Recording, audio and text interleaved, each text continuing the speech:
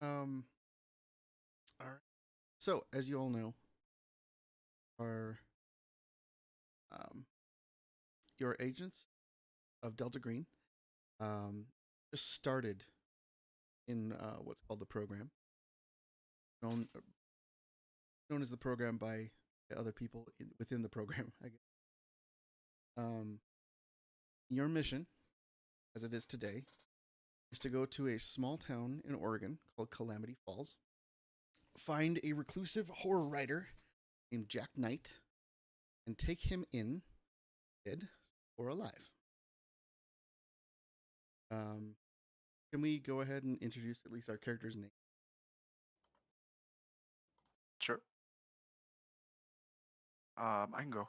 Danny Hensley, and I am a lawyer.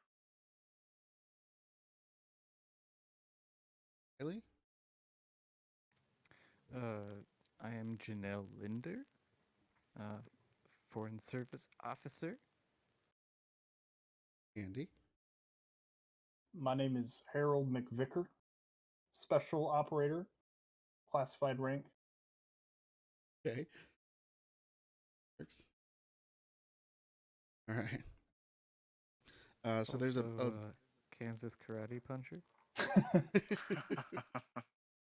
very true. So there's a bit of a preamble, and we'll kind of get into things. All right. Is everybody cool with Okay. that? Yep, sounds good. The van rattles away in muffled silence, leaving the snow swirling behind you. Cold this year, colder than you can remember it being. It was a joke at the office at first. Global warming's going to kill us faster than they will, and you'd laugh. At first, it was at the mysterious they, the ghouls, the monsters out there in the dark, scuttling along behind the veils of public ignorance or natural law or whatever it was in closets. Whatever it was kept nightmares in our dreams and boogeymen lodged firmly in our closets. It was easier to laugh at things that weren't staring them in the maw or cleaning up the wreckage of bodies that used to be coworkers. Eventually, the laughter became directed at the violence. It was the only way to cope. Another agent gunned down in the green box, and you'd make jokes about how he'd likely done it himself. Took the sting out of the truth. Comedy became the shield, and then it became the routine. No one really found it funny, but you had to do it anyway, like a ritual to mourn the dead. It was close to a funeral as some of those agents were going to get. Then the laughter worked its way back around. Things in the dark, claws and teeth, screaming, and undulating masses of were nothing compared to the everyday reality that the world would become unlivable. And it was going to be our fault. It seemed inevitable, and that was the funny at first. Much in the same way that nuclear winter would have been funny 50 or 60 years ago. But now, 2018, that's when this takes place. And you're staring extinction in the face on a regular basis, and the only real thought you have anymore is that it's cold, and you don't remember the last time you felt your toe, or whether or not the damn van could have driven the last 15 fucking minutes to the cabin instead of having you hoof it yourselves. These are decent boots, job issued, size too big so you can fit in 3 layers of socks that you need. um, so you can fit the 3 layers of socks inside that you need to. But all the same, you'd rather not expend the cardio workout it's going to take to carry you up the laneway. Now that's funny. Really and truly funny. Your first day into this job and you would have wanted a gun or some magical charm, a ward against evil, but now you're just whimpering to yourself about coats and scarves and gloves. Hilarious how times change. You huddle together, warm breath turning to clouds of vapor in the moonlight. Bright out here, really. The overcast skies are threatening. Snow reflects light of the stars, clearly illuminating your path. The mailbox, flag up, marks the end of the laneway. It'll take you a little bit of time to hoof it up to the cabin. Time to reflect, time to plan. What do you do?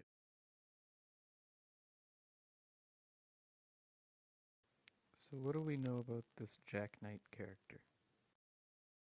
In the briefing, you would have known that he was a horror author that had some success in, um, let's say, 5 to 10 years ago, but haven't heard much about him since. And you just know that things are happening there that Delta Green very interested in, but you're not quite sure exactly what it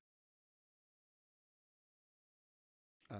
He lives in a small cabin that you can see at a distance. As I said, you're at the bottom of the drive, kind of where the mailbox. It looks small, kind of handmade. Hmm. Does he have any neighbors? No, it doesn't look like there's anybody for quite a while.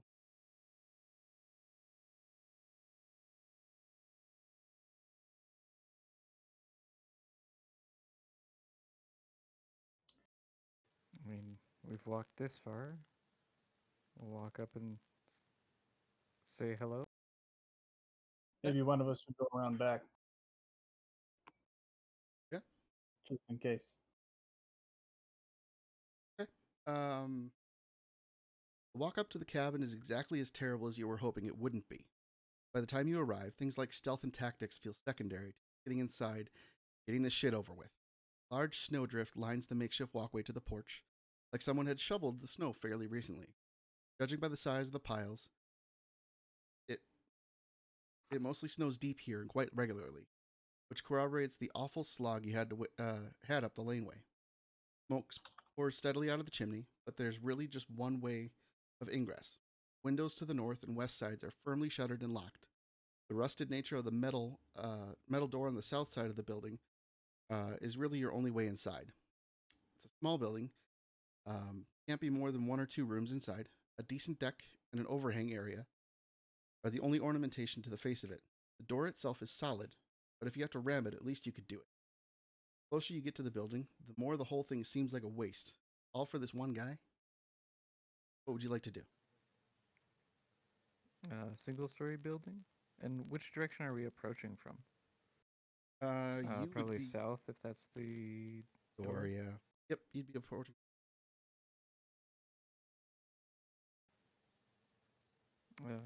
Andy, which side are you going around? If we're coming from south, are you going east or west around the structure? Yeah, I'll go around the east side, try and just scope out the north side, make sure nobody runs out the back door when we make an entrance. So you want to Try do to it kind get of both at the same time, sort of? If that is it a huge house, so would we be No. Small we'd be cabin, within earshot of each 2 other? rooms. Oh yeah, Yeah. yeah. Like to do Just that? gonna keep. Yeah, I'll just kind of be in that back corner, keeping an eye on any back door, any kind of make sure nobody sneaks out. Kind of out of character. He did say there's a window on the There is a north window, but side. So. it is shuttered and bolted shut. Oh, shuttered and bolted. Yep. Is there light coming through at all through the shutters? Just little cracks, but that's about it. Oh, I guess I actually wouldn't see that from my angle.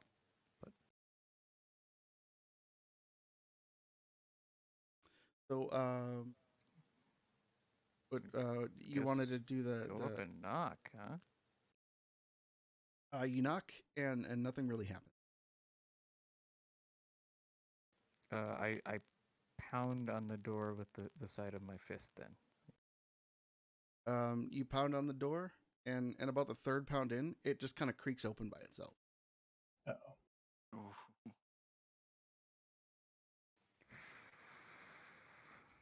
I look over at my compatriot, or Emmanuel, did you come with me? I don't know. Yes. Yep. All right. I just kind of look over at you, motion, like, should we just go in? And are the lights on or off? Lights are on. Okay. Yeah, I'd say we slowly go in. Yeah. Hello, Jack. The door swings open faster and louder than you were going for. Slams against the wall, having been blown in completely. Maybe the wind was with you. Maybe you were stronger than you thought. The noise is excruciating in the relative silence of the wilderness. Light spills from inside. There's a rather tacky chandelier, providing most of it, but the hearth is no slouch, nor is the desk lamp. You notice things in slow motion like a car accident. The horrendous bearskin rug beneath the chandelier in front of the fire. Small table and chair in the near corner, like a cute breakfast nook in one of those homesteading catalogs. Huge bookshelf perched on the wall behind the desk. Desk itself, of course. That's not hard to notice. It takes up all of your focus. commands the room. Placed opposite the doorway, it stares at you like a loaded gun on the other end of a standoff. Its large, well-made, scattered with paper and ink and pens, and typewriter. Less of a desk and more of an idea of a desk. Plucked from some detective novel from 30 years ago, dropped into this quaint cabin in the middle of nowhere. It's comical. Like all jokes, it quickly turns. None of you remembers who draws first. The man behind the desk twitches. Looking to his left, the rifle on the wall is too obvious. Your hands go to your weapons instinctively, and the tension in the room builds to a sharpened point. What do you want to do? I promise this preamble thing, it dies away after some of this. At this point, I'm running back up to the front door as I'm not detecting any action back there, I'm assuming. Right, yeah.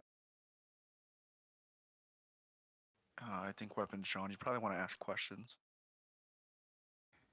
Would you like to ask a question?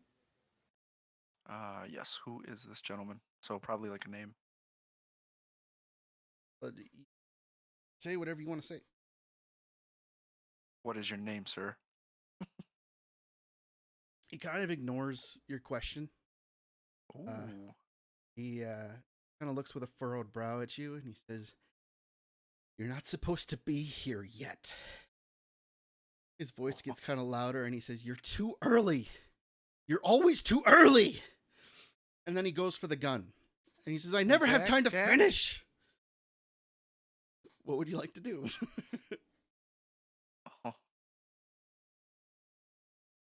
Oh man, I guess can I make a jump for him? Try to put him in an arm lock. Sure, you can. Give me a. All right. Actually, so give me an athletics first.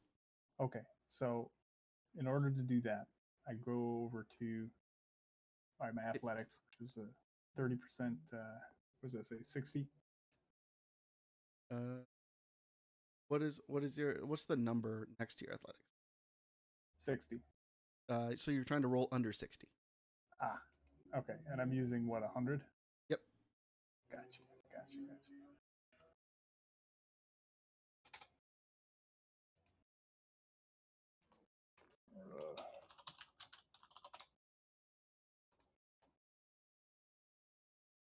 All right, so I roll a 64.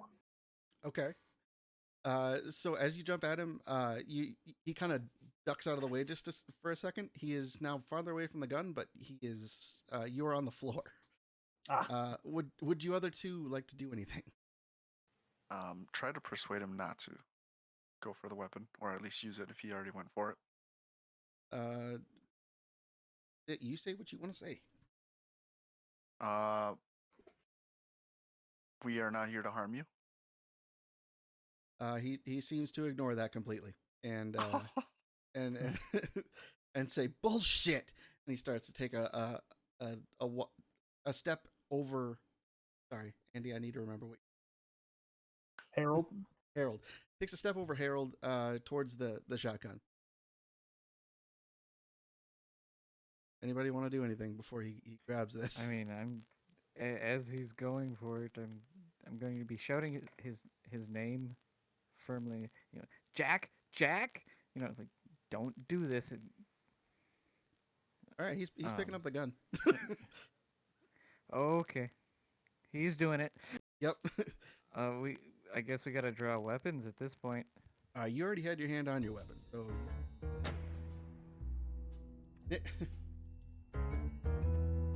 Nikki is here in chat anyway. All right, I'm getting audio from my. Why did I make this clip so long? Anyway, so yeah, he has I don't even know what do we just have sidearms? Like what? Yeah, you just have What pistols. were we given for this? Oh, It's standard issue pistol. Glocks, 1911s. No, just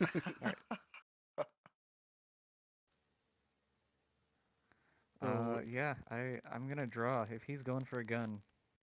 Yeah, and you already had your hand on it, so you kind of have Right. an advantage on it. I'm gonna Then I'm gonna squeeze off a shot. All right, firearms. Then. All right. Fail at a 24. Oh I no! needed 20. You ping it off the wall right next to him. Anybody? You still have one more chance here, pretty much.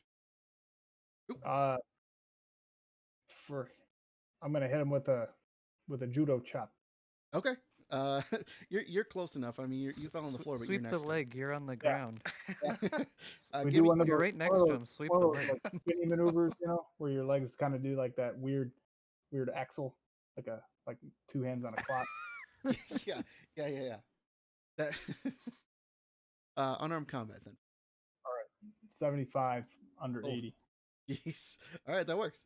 You successfully sweep him, and he's on the ground. He hits his head, and he's out cold. What do you want to do with him? Should We should probably disarm him. try and find something to subdue him. Yeah, I agree. I would say one of you would probably have like zip ties, or not zip ties. Yeah, zip ties, or like cuffs, makeshift cuffs. If you want to use that. Harold, roll him over, would you? All right. Yeah, we got him on his back. He should be, as long as he doesn't. No, the other way, on his stomach. All right. Put him on his stomach. All right, I'll zip tie his hands. Okay. Then he's good. He's out cold. He's kind of laying motionless on the. We take that pistol off of him and take a little look at it. No, he's going for the rifle. Yeah. Oh, the rifle. My bad. We probably should check him for see if he has anything else on him, any weapons, anything weird. Mhm. You check him and he doesn't really have anything. Like a. Is he carrying ID? Nope. Mm. Do we have it? I'm assuming we have a like dossier on this guy. You Does would he have match seen the pictures of description him. for Jack? Yes. Maybe a bit more ragged or beardy. Yeah, little beardy, little a skeleton like you know what I'm talking about. Somebody that's been in the wilderness by themselves for a long. Little thin. Pale. Who you calling thin and pale? Jack Knight.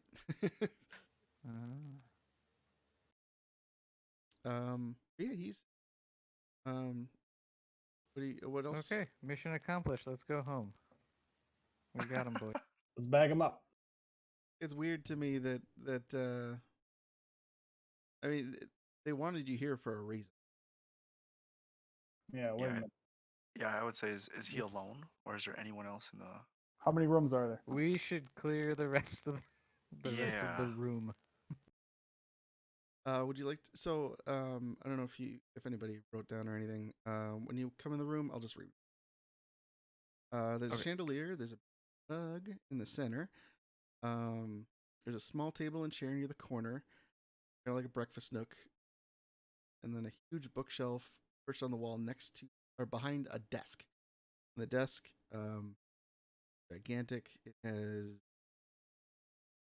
scattered paper, ink, pens, a typewriter. Looks like it was plucked from a detective novel as well. So would you like to check out any of that stuff?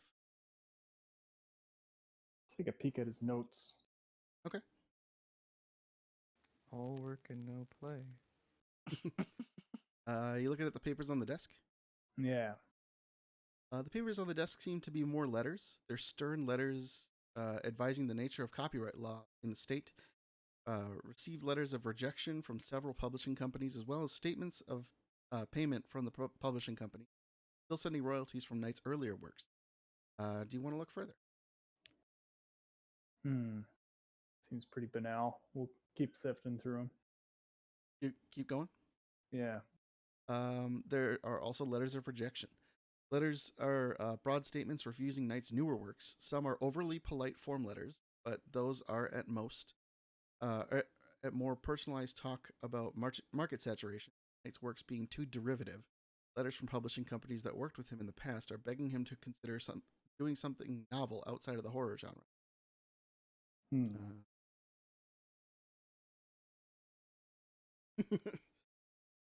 Is there any evidence? I'm not sure if I've ever read in any of his works before.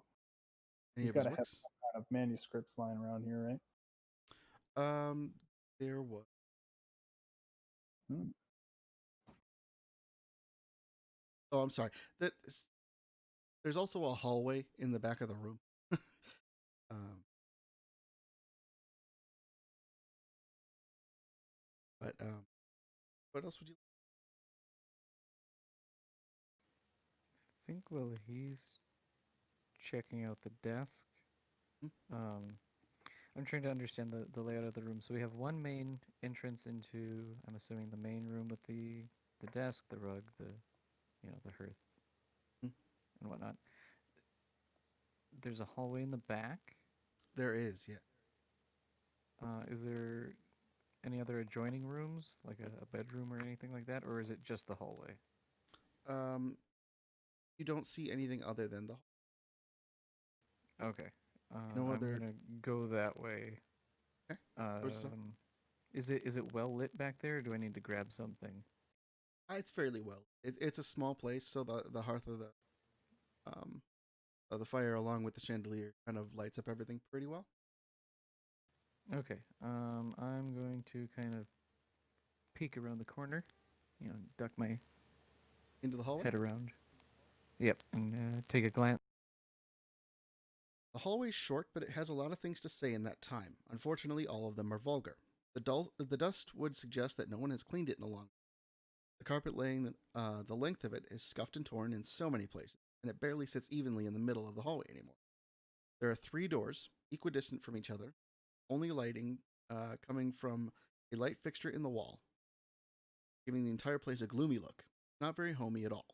The doors all have little plaques fitted on the front, suggesting what they might be used for.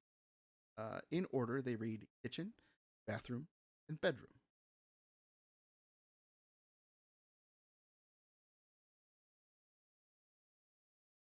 Hmm. Okay, and are they all on one side of the hallway, or are they split up They are all on. between them? Okay. And it goes in order: kitchen, bath, bedroom. I'm gonna just progress down. Check out the kitchen first. Sure. If you don't mind, I kind of. Oh, sorry. What were you gonna say? Yep. Oh, I was just gonna say. I kind of head tilt to. Emmanuel, what's your character's name? Denny.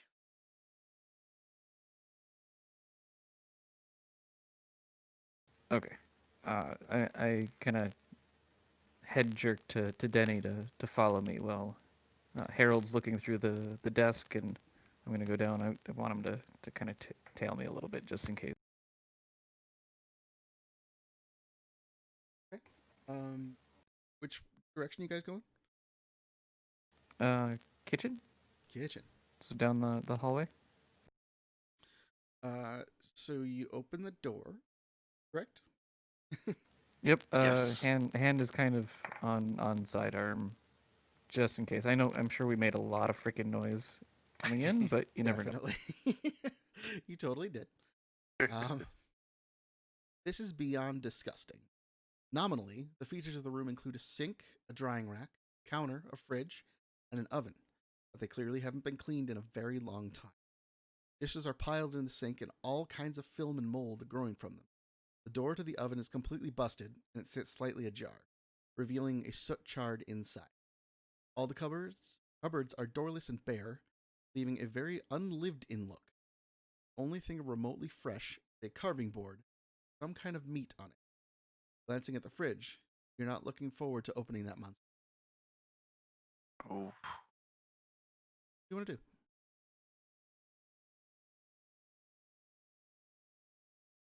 I don't know that I want to dig in any of this. This is I've seen some styes in my day, but this this takes a cake.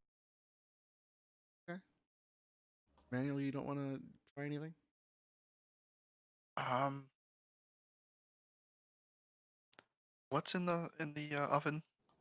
In the oven? Yeah. The oven is just kind of half open, and it looks like it's just kind of soot charred, and like it's been Oh, okay. used but not cleaned for a long time. It's not warm. That's what I was gonna say. Is it maybe used recently? But no, that's not the case. I'm gonna say let's go ahead and open that fridge as much as I don't want to. Yeah, it's making me powerful nervous. I'm gonna step back a little bit. Yeah. Are you with them, Andy? Oh wait, I've got Or my Harold? I'm peeking in the kitchen, but I'm a little squeamish. I don't usually go in the kitchen very often. You're looking from a distance. Yeah, this is The fridge. Compared to the rest of the kitchen, the inside is actually clean and well organized. By far the most disgusting part, however, categorized into torso, arms, legs, head. The shelves Oh of the boy. fridge currently contain a dismembered body of someone. Hungry, anyone?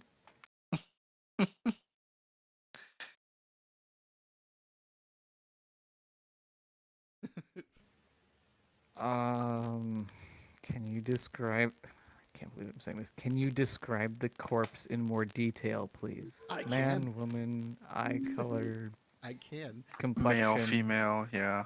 An unidentified male whose features Okay. seem vaguely familiar to you for some reason. Can have been here for more Checkmate. than can have been here for more than a few hours, which leaves one to wonder where the parts come from. As you poke around, it seems like something is stuffed in the mouth of the dismembered head. Oh. I'm going to grab a random kitchen utensil and. Ugh. All right, What are you gonna I'm do? gonna try and dig it out and find some tongs or something. Yeah. It's pretty simple. It's just a note. I'm It's still not touching it. you're not touching it. No, I'm using some tongs or something. I find I'd rather touch moldy tongs than mouth notes. Okay. Oh. Do you pull it out or do you leave it there? I'm going to remove it from the mouth. Okay. What are you gonna do with it? I'm inspecting it. I'm looking at it. And Alright. I'd like to see. I mean, I am just obviously finding out it's a note. I'm assuming. It is a So, note. okay, a wad of paper.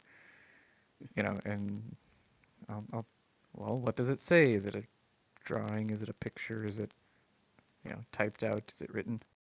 It says, "Now the real game begins." Oh boy. What do you want to do? No, I show the other fellows. You turn around to show them. Gone.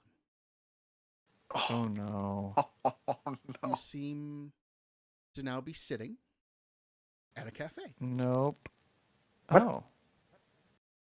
and Whoa. there's a girl across from Okay. What day, night, open Day. air cafe? Am I in France? What Day. kind of cafe? you, and she says, "Jack, I want to thank you so much for coming on. I understand it's kind of tough. Books that haven't been doing super well, but we all here in Calamity Falls, we love what you do, and I don't know, it's great to be out with you."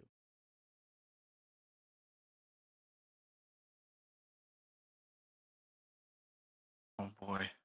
I'm kind of taking all of this in. I don't say anything. I just kind of I'm disoriented from my sudden change in scenery, Hmm. and I'm struggling to process that. So I kind of just stare She kind of leans over and at touches your her. hand, and she goes, "Something wrong, Jack? Something wrong with your coffee?" Uh, I look at the coffee. No, it's fine.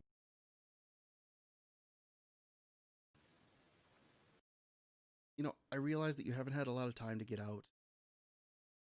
Your brother recently getting his new job, like in the city. It's been a big weight on you, and I can understand you not wanting to. I'm sorry. I'm just very confused right now. Confused. How?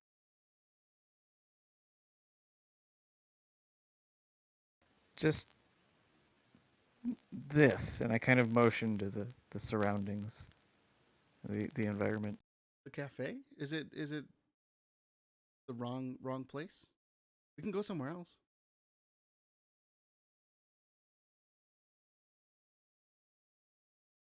I just don't know what I'm doing here. And with that,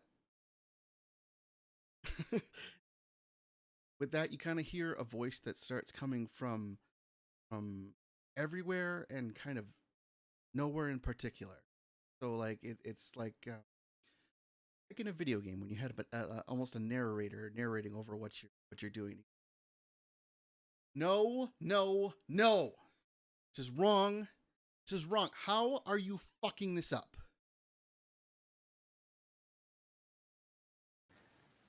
Do I recognize the voice? Yes, you may have zip tied this voice earlier. That's what I was wondering. Says, why are you.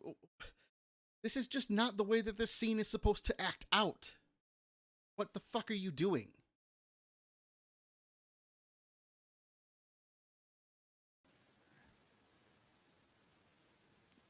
So this is even more confusing for me because now I have to address a discombobulated or a disembodied voice, Mm-hmm. and I'm feeling rather discombobulated. Discombobulated, huh? Well, maybe we should open up that little head of yours and try to fix things. As you turn to your side, you see Jack Knight, a giant knight. And with one swift Oh! swing straight into your ear, and you wake up on the ground.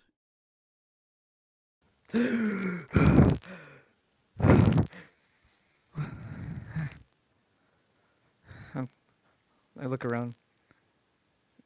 Look up. Do I see Harold and Denny? Are they still there? You see Or Harold are they and Denny. there? You see Harold and Denny. Janelle seems incredibly confused, disoriented. But, How long has he been out? Where? According to you two, You, had touched the paper, started to turn around, and just collapsed on the floor. Okay. Sorry, she.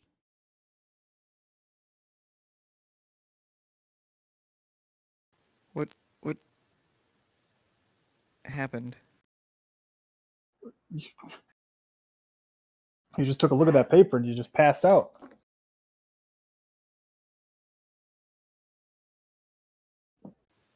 Okay. Are you feeling all right? Leave that where it is right now. Don't touch it. Give me a minute. I have to. I have to think. I have to think about this. Are you sure? Was it something it said? What? No. I some. I don't know what it said. Something happened, like a dream or a daydream or a hallucination. I don't know what's on it. If it's been drugged or if this whole thing has just been overwhelming and I'm cracking up here. Oh, I Janelle, just did you get some sleep don't. before? Maybe it was the van. I don't fucking know. The walk up. Just give me a bit. All right. We'll give you some space. Is it anyone watching Jack? No, he's tied up. But I guess Somebody go make sure he's still there. Anybody want to go? yeah. Well, Somebody. all right. I'll go take a peek. I'm sure he hasn't moved a bit. As Harold enters the main room, There is nobody there. Oh, Fuck. Oh, I don't mean to alarm you, Janelle, but Shit. the author has been misplaced. Does the You door can see the open? facial, The door's not open. the facial movements I'm making right now. Hmm.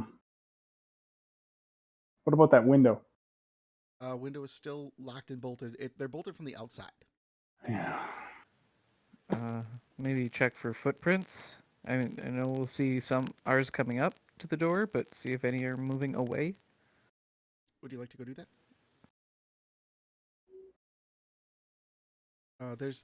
There's no footprints. other than- Yeah, I'm gonna. Yeah, I'll bolt out there after Harold says that he's gone, and I'll look around left, look right. There's no Fuck. footprints. And I'll run to the door. Just the ones that you guys had coming up, and they're now more filled in than they were came in. Okay, so the snow has been falling. Yep. And filling in the. Okay, got it. Shit. And I'm gonna go back down to the hall. He's got to be here. You have looked at kitchen, also the bedroom, and the bathroom. It could be that he just had to take a moment.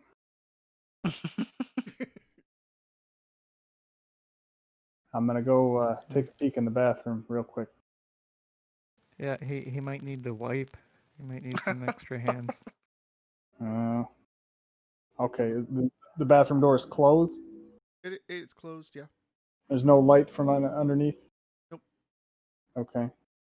I will give a courtesy knock. Courtesy knock is good. I appreciate that. No response, I'm assuming. No. Nope. All right. And we open it real nice and slow. Look for a light switch. There's a light switch.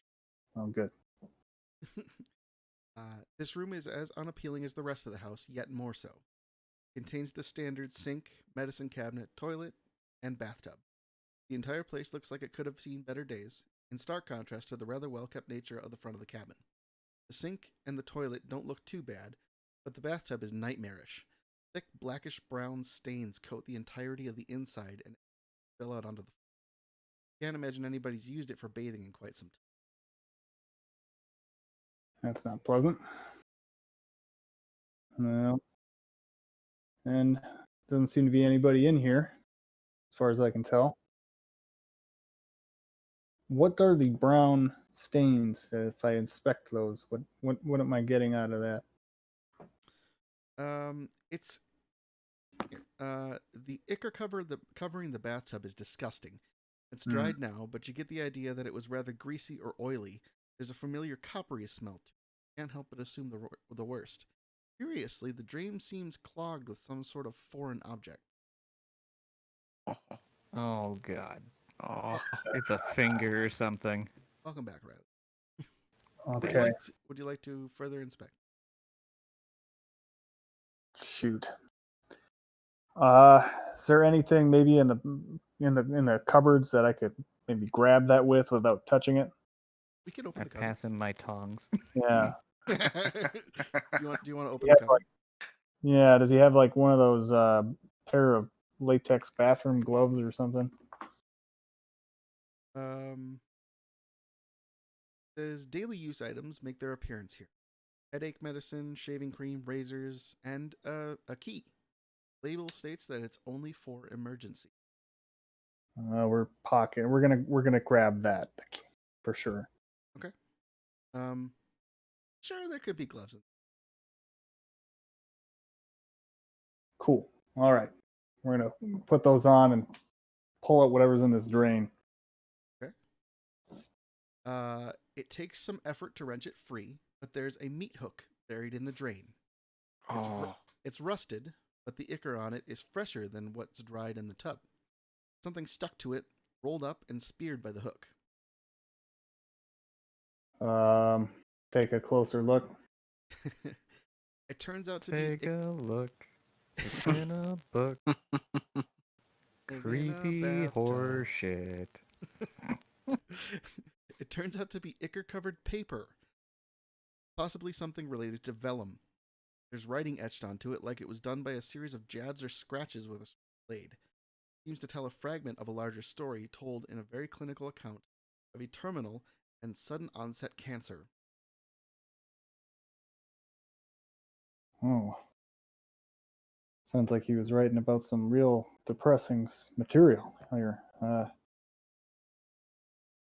I mean, he's a horror writer. Uh, Yeah. Scraping the bottom of the reality barrel here. maybe I'll try and get it off the hook and keep it for evidence. Okay. As you do that, you realize you don't really have the hook anymore, Oh, and you start to smell kind of, you know, that hospital smell. Where Oh. everything's kind of sterile, Mm-hmm. Lysol and that. antiseptic. And when you go kind of to look down, you see that there's a woman in a hospital bed, half open eyes, and she's for coming to see me. Oh, it probably wasn't easy to get here. All your money troubles. I mean, I could give you some gas money to get home too. Coming to see me. Oh, my heart's hammering, but I try to stay calm here. I say, not a problem. Just to not make her think anything. Okay. Is this a hospital I've seen before? Or? Yeah. Or not you. No, wouldn't have seen it. Gotcha.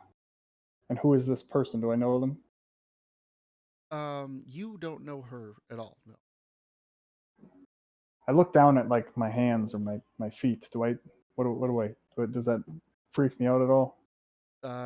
They are. You see your own hands. Okay. Does you realize your brother coming out and telling everybody that your lifestyle and your creations are an act against God, but I know that me and your father still love you very.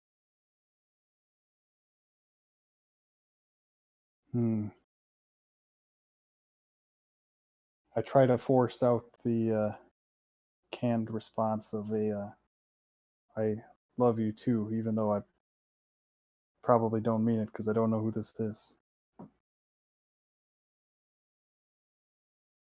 Suddenly, all from around you, you start to hear, "Where did you go to acting school? Where did you learn this? From a brick wall?"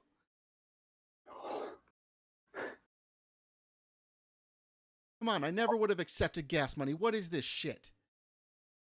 Wow. I'm looking everywhere. I'm not seeing where this voice is coming from. You hear two steps come into the room, and you see Jack Knight with a rather large knife, and he's just kind of fuming with anger. I put up my hands, placating you. I say, Jack, take it easy. We can do the scene again. It's okay. There are no second takes, and he starts to walk toward.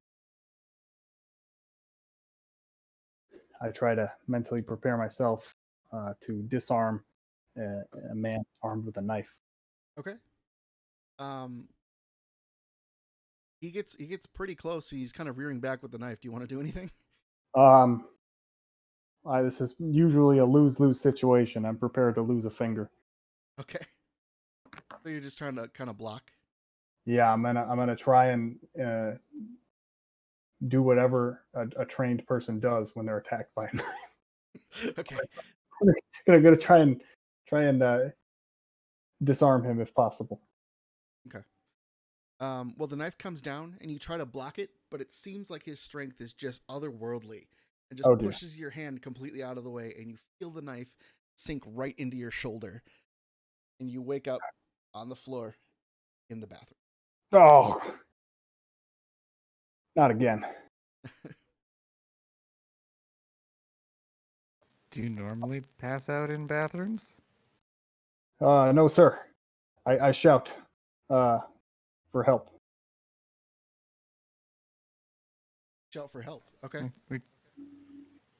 I'll come running. Yeah, we come running in. Yeah. Okay. Am I bleeding? Am I bleeding? I inspect him. Does it look I- good? I try to He- pull. I'm looking for a stab wound. He's totally fine. He does have a meat hook in his hand though. I've been stabbed. I know I have. I felt it. Anybody want to check him over? Yeah. Let me see.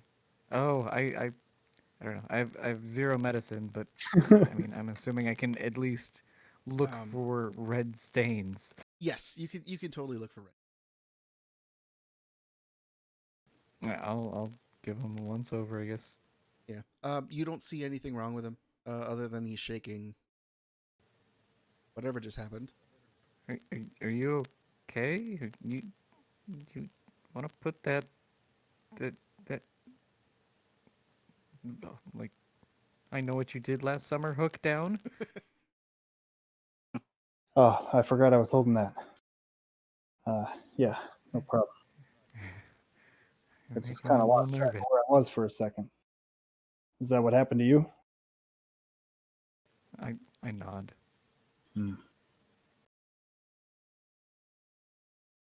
Happened as soon as a piece of paper. Yeah, and then I question if that has anything to do with the one in the kitchen that was found earlier. Um, that's up to you. What do you mean by that? Are they somehow connected? Like, are they maybe one message ripped in two? No. Okay. Do we? I mean, so we've gone through these kind of almost flashback type sequences, or kind of the. Well, I won't say that. That's a little too meta. The. Do we actually know if there's anything on these, like, or is it just the moment we make contact or visual contact with them, we're just zapped into these other mental realms? I will say you haven't tried anything else. So what you know is what you know. Fair enough. I just didn't know if we actually got to inspect them or if it's just. You can totally inspect them. I just don't want to touch it again. Using the meat hook, I try to roll it out and just make sure that it's legible. I know I saw something about cancer, but am I able to read it? It's all it's just seems like a passage from a story, maybe like a small paragraph, and it has something to do with some sudden onset cancer.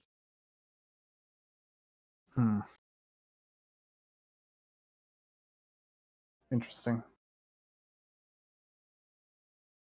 Well, do we have did we come prepared with like investigative tools like evidence bags? Oh yeah, yep. You would have that kind of thing. Yeah. All right. I'm gonna Bag it and tag it. put this in a forensic bag and seal it up. Okay. Might be easier to handle too and inspect in some way. Sure. I kind of touch it through the plastic, just Fill a piece Just- of vellum.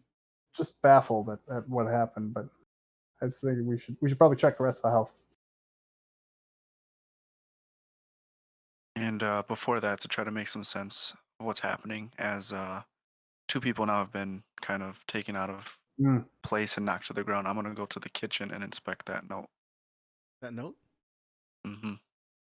The kitchen. The note just says, "Now the real game begins." Oh, that's right. Oh, right. That's right. Okay. That's it.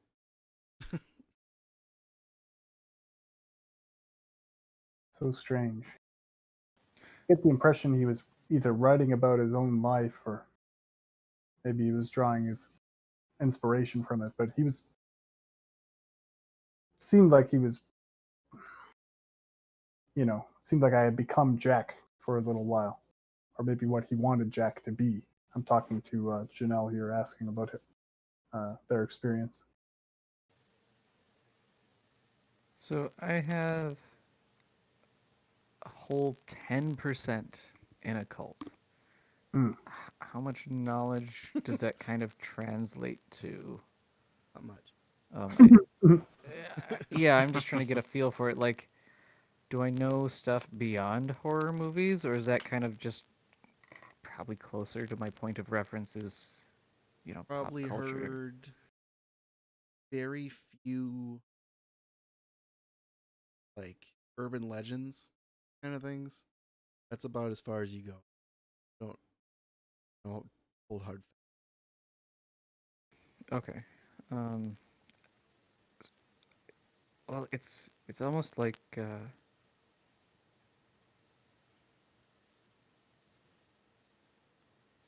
I'm trying. Hang on, let me think.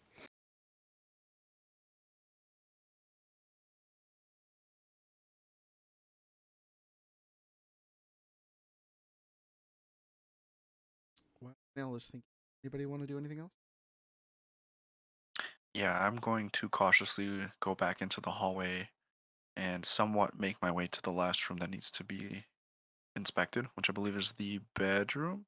Mm-hmm. Would you like to try to open the door? Don't Yes. touch anything. You go for the door and it is locked. Ooh. I am going to head back into the bathroom and talk to Harold about his hook. Okay.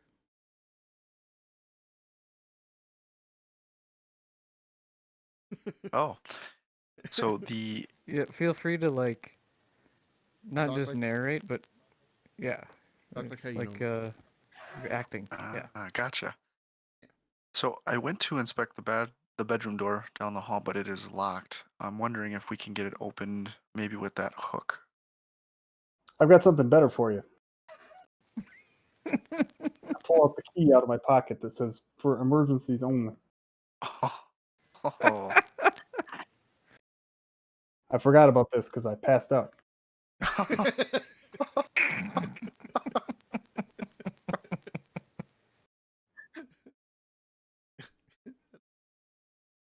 Looking surprised, I say, "All right, let's go to the door."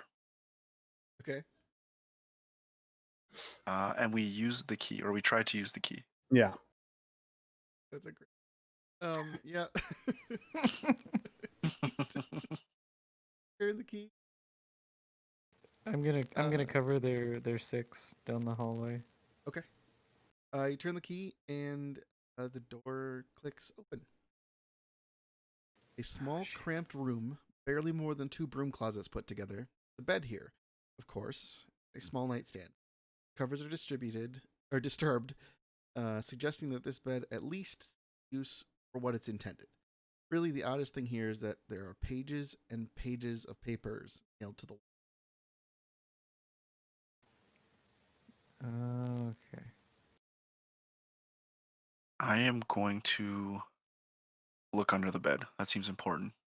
Okay. Oh God, Underneath- that escalated quickly. Underneath the bed is boxes and boxes of files. Boxes themselves are categorized by date, going backwards from the present date 7 years ago.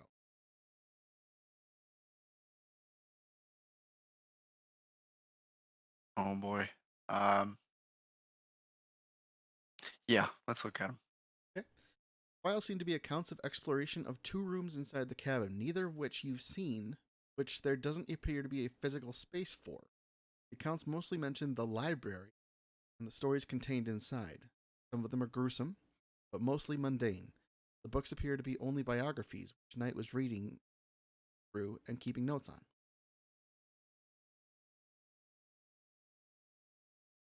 Yes. Okay.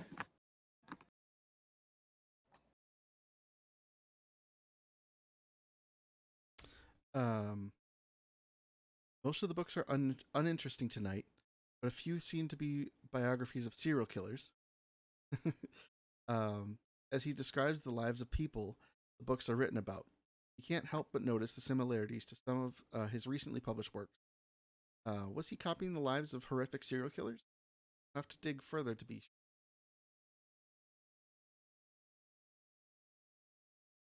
Hmm. So I'll ask Denny about what he's found. What'd you get there? So it looks like there's files under this bed, dating from now until, what was it, previously 7 years? Yep, yep. And it seems to be there's What? secret rooms in this place. Wait, the files said that? Mm-hmm. This is I kind of look around. I mean, it's a. Where is there room for secret rooms? That's You only remember seeing the main room and the 3 rooms to the hallway. I'm going to start walking back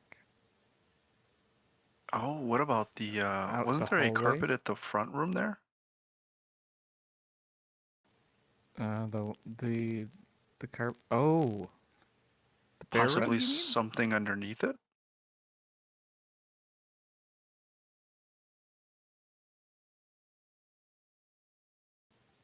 I mean, we've been in all Uh, the rooms, and his body's got to be around here somewhere. I can't forget about that. Well, I'm still not entirely unconvinced that it's his body in the fridge, and what we encountered was some sort of doppelganger. But I don't know that my character would necessarily be able to conjure up that much occulty type information. So super out of character and probably metagaming, but Yeah, I appreciate the thought.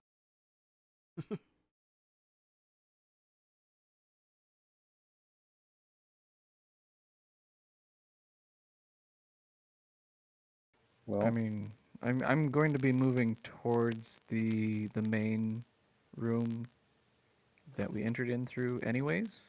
Okay. So I'm just going to start heading that direction. Sure. Basically like kind of mumbling about what could we have possibly missed? It's a 2-room cabin.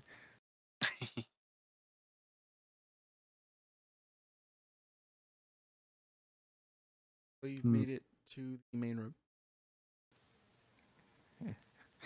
As I'm walking down the hallway, like, gross bedroom, check. Gross bathroom, check. Gross kitchen. Ugly carpet. This guy was just a Motioning the hallway. slob. Definitely a writer and not an interior decorator. going guess- by, like, yeah, I mean, like, just like eyeballing, space. It appears like to all in terms of like the rectangular floor plan. All of the rooms account for it, right? Yeah. Okay. When I get out to the main room, I'm just gonna want to do like a basic search. Sure. Just see if I can kind of turn up a little bit of anything. So in your search, other than like Jack's desk, the nook, chandelier, the hearth, you notice that rug in the center does kind of have like almost like a space where dust hadn't landed for a while. And then there's just dust across the other parts of the floor, like a ring And of like it had been non-dust. moved. Oh. Oh. That's interesting. Okay.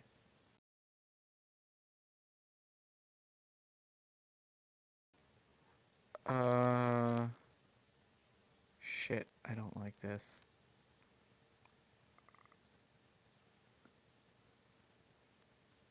I step into the ring Okay. of non-dust. So you're just basically stepping onto the rug. I'm stepping onto the rug, anticipating, like, just because it's a little weird. I'm slightly anticipating weirdness. The rug is fuzzy. Ooh. It's a bearskin. I kind of look up above the rug, kind of see what the ceiling looks like immediately above that area. There's the chandelier. Oh. Look down, look up. Well, that makes sense. Ties the room together, man.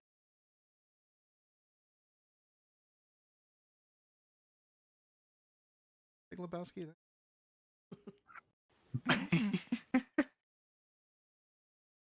Guy peed on your rug, man.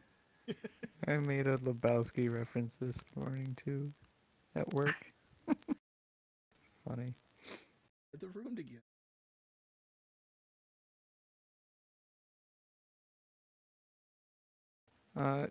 Danny, does it say how there's secret rooms? Cause I'm not seeing it. I'm going to, if I'm allowed to inspect further, is it able to give me any information on how they're connecting? Okay.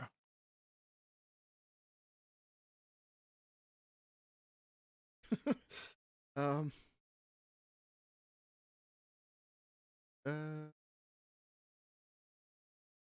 Do you want to inspect further? Or do you want me to just reread what you? Yeah. Let's try rereading it once. Maybe I missed sure. something here. Files seem to be accounts of exploration of 2 rooms inside the cabin, neither of which you've seen, and which there doesn't appear to be a physical space for. Accounts mostly mention the library and the stories contained inside. Some of them are gruesome, mostly are mundane. Books appear to be only biographies with Knight reading through and keeping notes. Quick aside for clarity. Is that in the files, or It's in is the that files. Yep, it's in the referencing the? files under the bed. Have we taken a look at the notes that he has nailed to the wall? We have not. That's a good point. No, we totally missed the obvious. Crazy. The pages and pages on the wall looks to be sort of like a madman's scrawlings. Kind of. Oh, here, sorry. The papers remind you of dried animal skin, perhaps incredibly old and bleak white. Maybe there's maybe six dozen nailed to the wall in total, but together or alone they don't make any sense. They're fragments of a larger story, maybe multiple stories. They describe a battle with childhood illness on some pages, deterioration of a woman battling with cancer, many unsuccessful meetings with someone called the storyteller.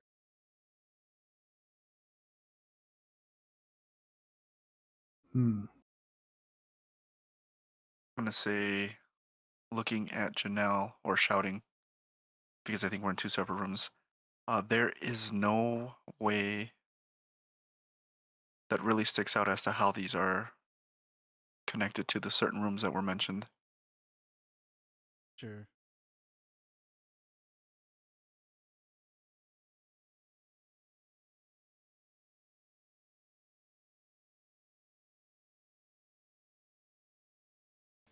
I'm gonna meander over to the bookshelf.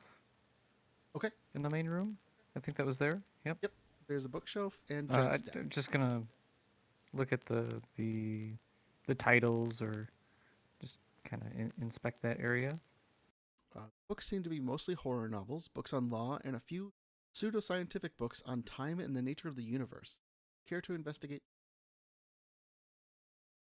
I'm going to pull one of the quote "Time and Nature of the Universe" unquote books. These are almost complete garbage. While some multiverse for dummies type books are in the pile, a surprising number of sociology and group psychology books. The overarching themes of the latter books deal in the idea of shared reality, mimetic mutation, as well as pop culture focused book documenting the viral phenomena of public discourse. Okay, so out of character, consensus reality stuff. Got it. He's getting into some weird wooju. This is very hard for me to separate myself from, and my character from, because of. No, I should. I feel like this character needed some Jesus.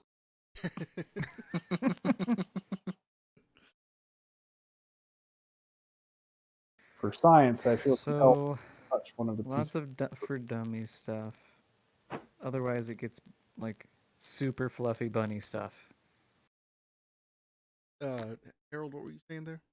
I was thinking maybe we need to like do these weird animal skins resemble like the vellum that I found earlier, or like the note that was stuffed in the mouth of the corpse in the refrigerator? They do. They do. Okay.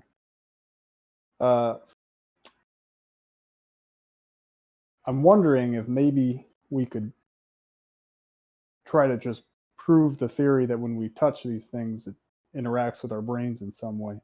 I don't know if they're laced with something or some kind of weird chemical. I'm not sure. But Maybe if we bring them together. Oh, there's that. Is anybody feeling brave enough to take one off the wall? I'm very hesitant about touching paper. Of course, I did just grab the book, but Janelle's afraid of it's not quite the same. It's funny. Sure. Got a I'll paper cut take once. one off. We're all And, here. If we'll some- meet in the main room there. Yeah, sounds good. Okay. You're saying, sorry, say that one more time. You want to do So that? I take one of the notes off of the wall and bring it to the main room to try to see if we can put all three of them together somehow. Okay. As you turn to leave the bedroom, you realize that oh no. Oh no, hold on. You're not in Kansas anymore. May not be in Kansas anymore. I haven't been 15 years.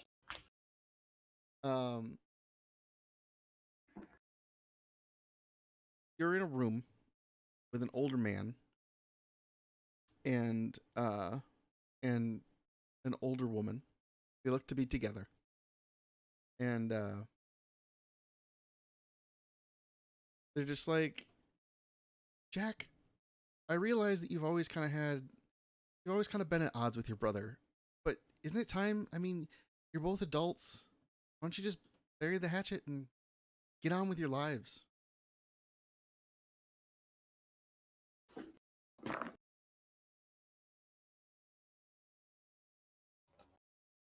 The man says, "Come on, Jack. There's no need for all this silliness. Stop this All right. horror writing." We can bury the hatchet. You will? Sure, why not? Lady says, "That's great.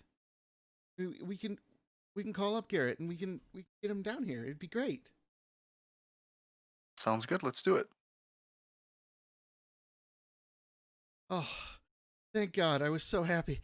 Oh, have you also changed your mind about being a writer? I mean, Garrett could really get you a job in politics. I mean, that's I think where you could really shine, Jack. I think my passion's always been writing. That's going to be a little bit tougher of a change. Now you hear voice coming from right behind you. He says, "I would never make up with my brother. Not once." Jesus, this Jack is a freaking jack off.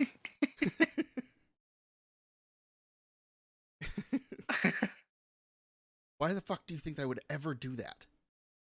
He's an asshole. He's a politician. Shitbag.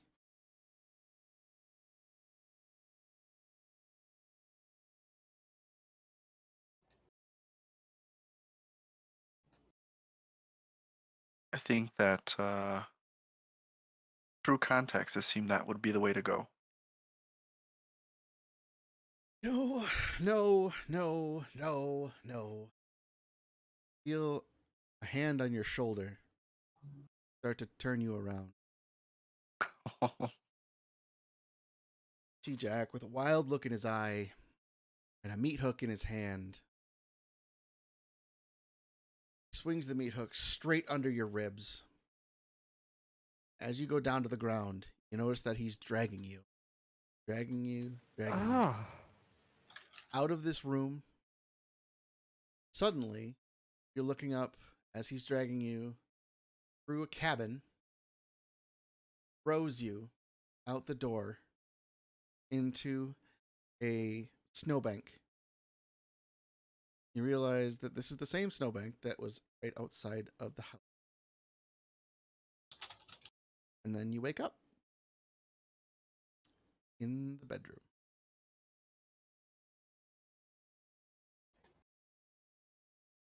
I probably get up scared and make my way to the other two to kind of explain what happened.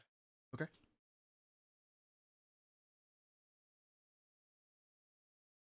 Go ahead.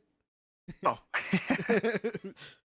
You okay? You look like I think I had one of you those touched something. visions that you guys encountered earlier when we were searching through this place. You did. Was it? Yeah. You got to be Jack for a little while, right? Yeah, it seemed that way, and then somehow he also And made his then way Jack into that. showed up. Yeah. Weirdly enough, though, something is telling me that something in that snowbank out there where we came in is maybe have something in it or a clue or something. Oh, that's. I don't really want to go outside. I don't really want to stay here. Does anyone have a coin? I'm sure one of you took a quarter. Why don't we flip for it? Okay, you two flip and I'll referee. All right. Flipping coin in air. Harold, you call it. Heads. Tails. What now? That means. Actually, that's a good point. What do we do? We never clarified. Is there a shovel somewhere? Yeah, because the pathway was shoveled fairly recently. There's a snow shovel. I'm gonna grab it and walk out the door. Okay. Well, I'll come as backup. Okay. Where do you? Which one of these freaking snowbanks are we talking about? It's. Oh, sorry. I'm no, asking Denny. It's gonna be the bigger one off to the. Was it the left or the right? To the right. Okay, off to the right. As we were walking in. I start digging. Like here? Yeah, that seems about right. When you start digging, you hit Keep digging. something fairly solid. That was quick.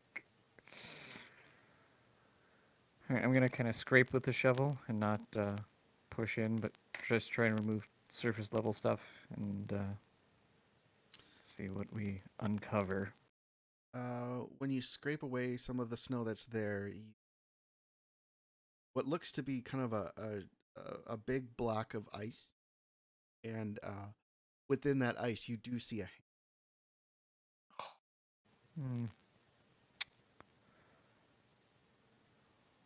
Okay, we've got another cadaver.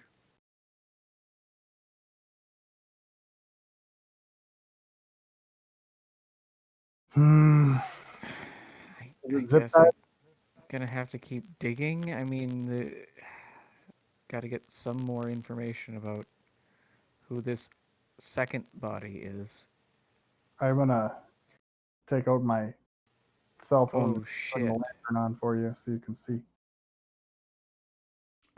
The more you sweep away, the more you realize that there are many body parts, seemingly belonging to more than one person, all frozen in what is essentially a giant ice bank. A corpse cube.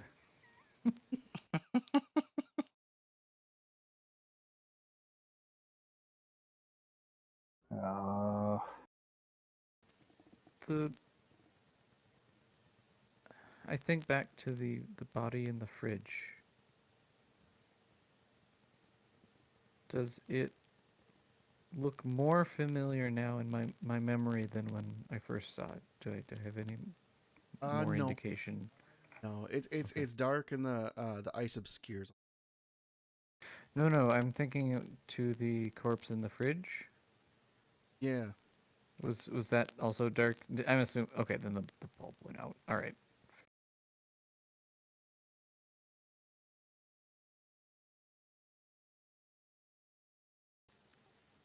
Okay, so we've got one suspected serial killer MIA, body parts that make a horror film look like, Disney. Yeah. Yeah.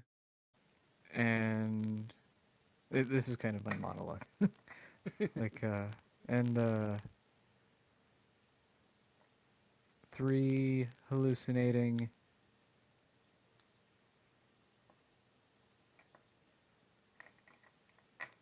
professionals, Quote unquote. air quotes. What the fuck are we doing here?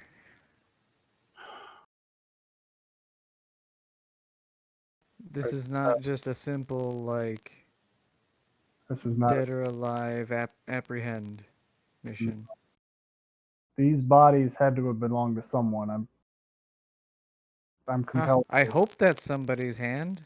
I mean, there's no possessions, no signs or evidence of clothing, no other identifiers. Nope. Wow. Hell.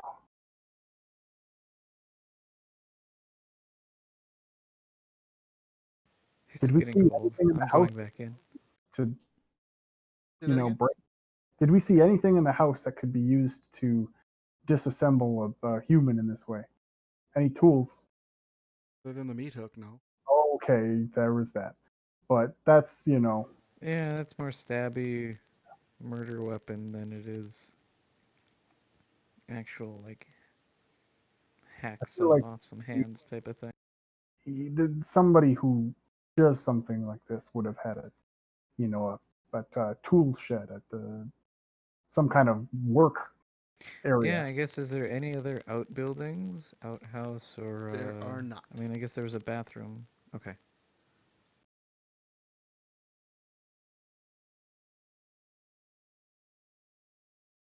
I'm gonna walk back into the house and start tapping on the floor, trying to see if maybe there's a hollow or any kind of trap door, anything I can detect. Could I get an investigate? Oh yes. I roll my.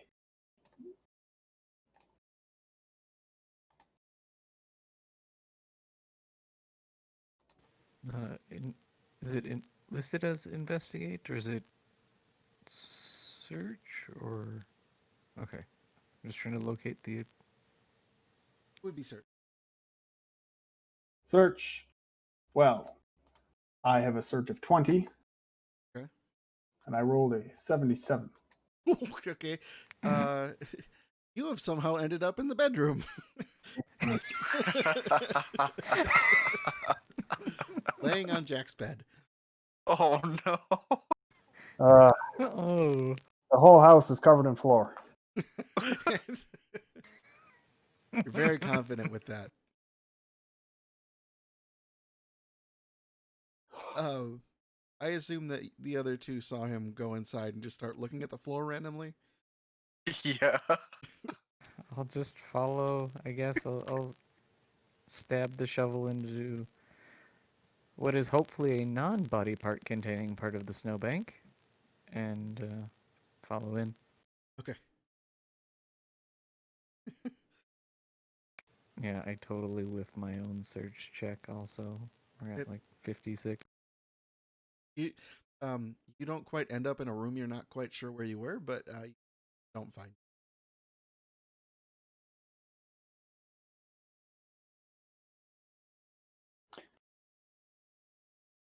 What does the roof look like? Is there room for an attic or any kind of loft? Not that you see. Ceilings are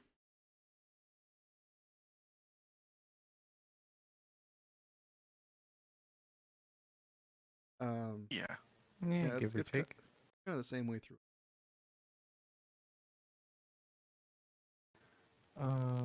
I'm. Does the desk have any drawers The desk does. in the main area? Oh, that's I'd like right. to start rifling through those. And Like I to look at follow in after, just to be safe. Make sure no one's after him. After her. Sorry, excuse me.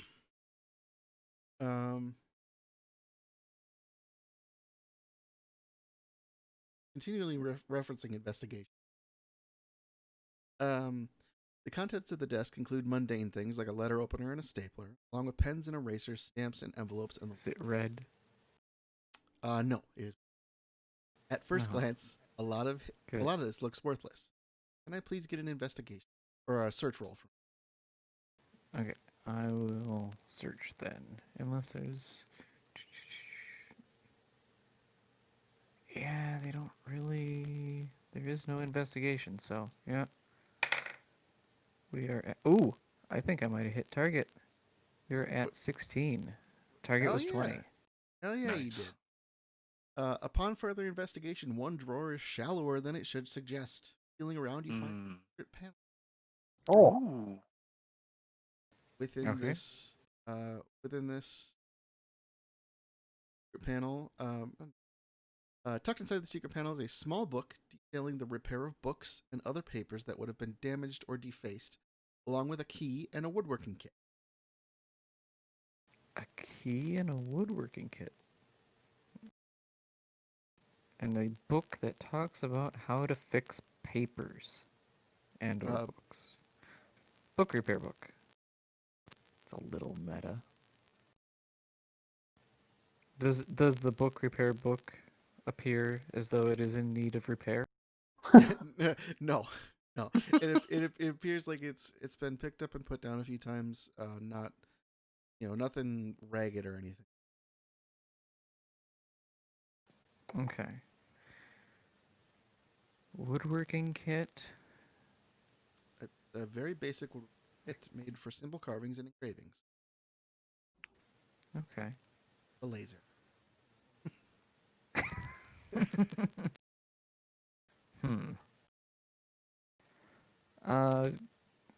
And does the book yield any other information or is it just kind of a repair book? I'm just gonna thumb through it and either see if anything falls out or if there's any notes or anything like that. Shake it and nothing falls out. A regular.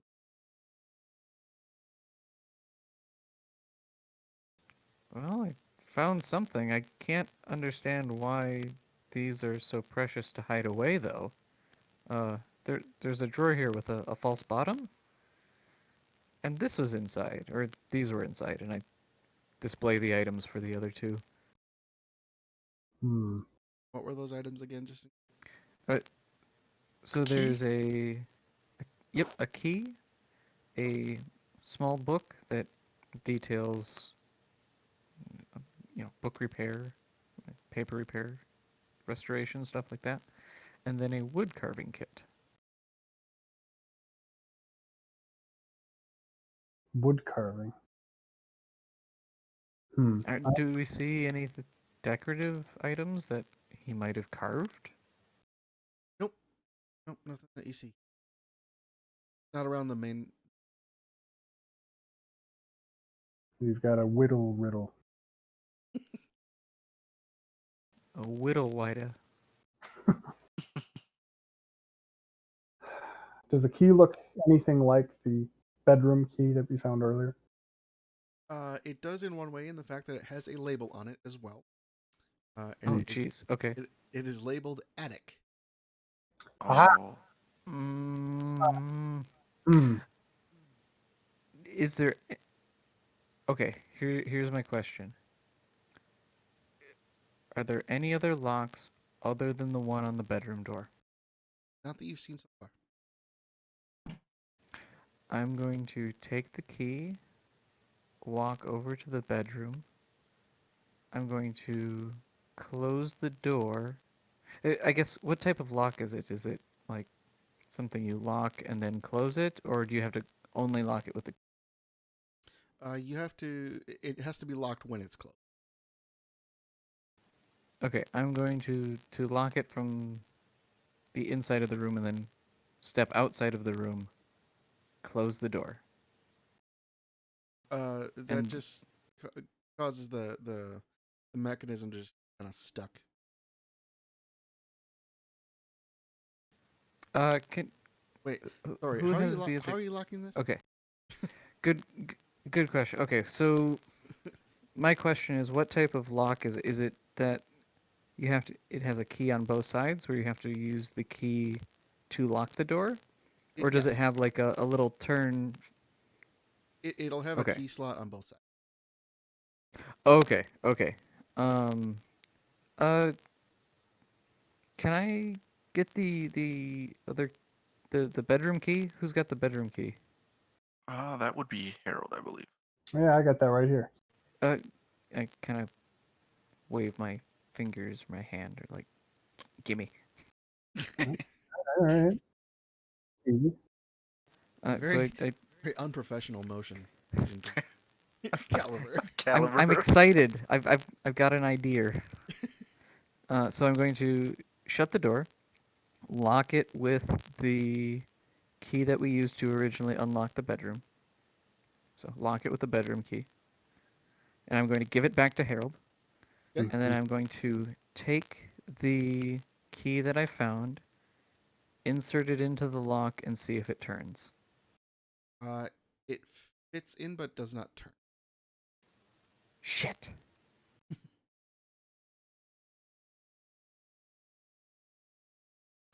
Attic. Right.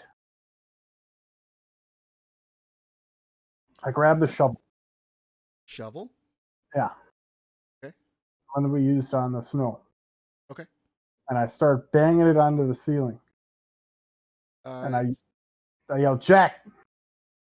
Jack! Are you up there? Its ceiling's pretty solid. You're just banging on the ceiling. Well, very well. Attic. I'd like to inspect the chandelier. Oh, yeah. Chandeliers made of glass, sparkly, beautiful. For the cabin, it's beautiful. Whoa, hold on a sec. You got to pick up every stitch. Must be the season of the witch. Must be the season of the witch. Yeah. Must be the season of the witch. Whoa. Oh, yeah. I thought we were getting coffee. No, we're rated by Alchemy. She's a friend of the channel. So really quick, by putting a pause on the RPG stuff, I am Alex or Snuggles. Today we are running a Delta Green RPG. Feel free to stick around and for the story. Got my friend Riley, Necrosapiens. We have Manuel, Corrupt Signal, and we have Rigby, which is we've been going for about an hour and a half, and we're gonna just kind of continue from here. Chat is going to be kind of secondary tonight because this is more of a story oriented kind of a thing. But feel free to stick around and sorry, you were last inspecting the chandelier in the middle of Jack's cabin. I was going to. Yeah. I'm actually going to force a restroom break.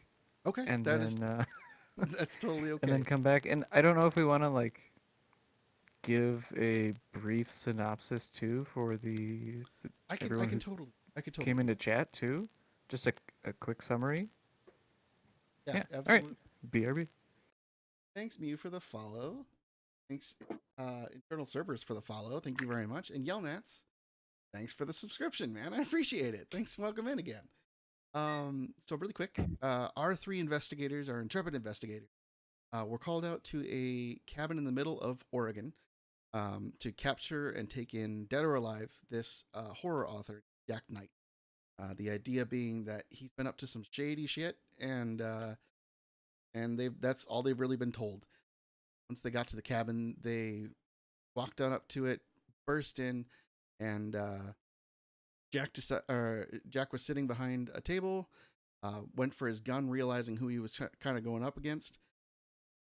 Andy's character Harold jumped at him, tried to beat him up, missed, and then karate chopped him in the leg, took him down. They started kind of looking around the area just to see what was going on. It's a small cabin. It's a single main room and a hallway with 3 other rooms. While searching through, I believe it was the kitchen first. They hadn't checked on Jack in a while, so somebody had gone back and Jack had disappeared completely.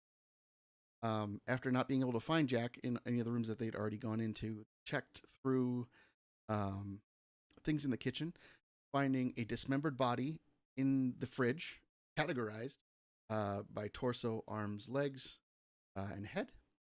And then I believe it was Riley's character, Janelle. Yep, Janelle.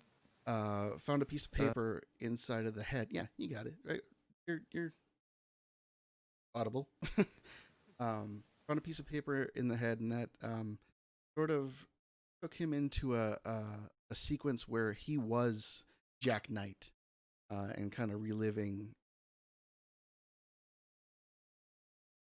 of some sort of story that Jack Knight's trying to tell. Jack got pissed at him, killed him. I did all the wrong things. I was chastised for acting inappropriately, not as Jack would have expected. He acted very inappropriately. And then the second room was the bathroom, which Andy went into and found not only a key, but also checked out something that was clogging up the ichor-covered bathtub. That happened to be a meat hook. He then also embodied Jack Knight, but went to basically visit his mother, who had terminal cancer, in the hospital. Andy, would you care to tell how that kind of went? I was too kind to his mother, and some strange manifestation of Jack got angry and stabbed me. Yep. And then using that key intuitively, they found their way into the bedroom. And Emmanuel decided to read some of the papers that were stuck up all over the wall, describing all sorts of weird stories. And Emmanuel, I'd like to care to tell how that one went. Sure. That one was fun. Took me down a sort of vision of a conversation between Jack, which would be me at the time, and his 2 parents. And they pretty much want us to make up, my brother and I. I agree. Which then Jack appears, takes his hook, which is in his hand apparently, shoves it in my ribs, and carries me outside for a walk, and then dumps me on a ice bank. Then I wake up. And they further found that within that ice bank outside of the cabin. And this is outside of the dream vision sequence. We went out and inspected the actual snowbank. Yes. Found a bunch of body parts in the snowbank.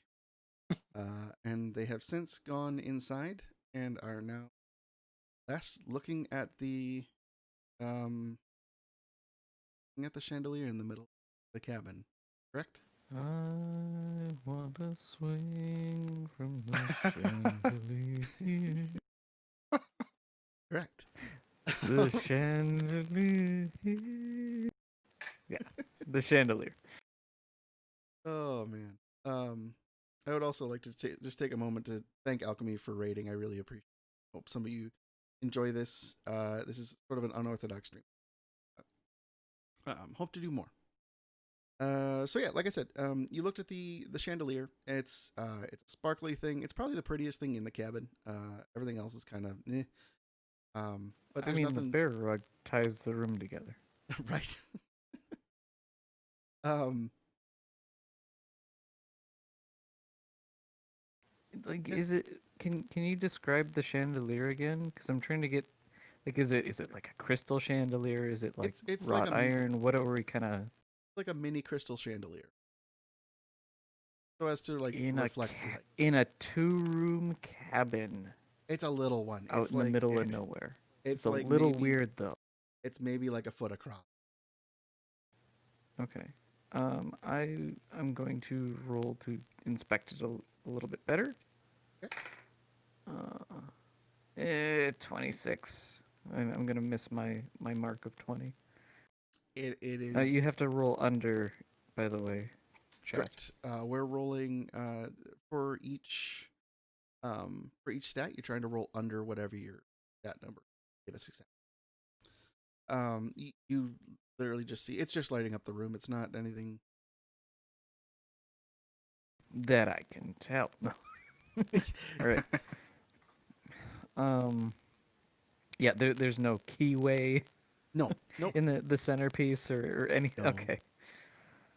I don't remember if we covered it, but I just. Oh, I don't know that we did. I've just discovered a second or third key. Second key, marked attic.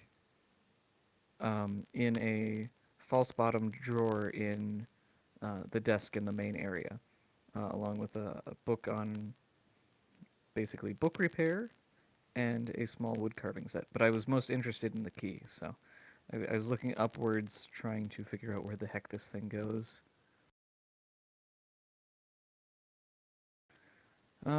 Guys, I just kind of hold up the key and any ideas? It's marked attic. I kind of motion towards the ceiling, go. I don't see any attic here.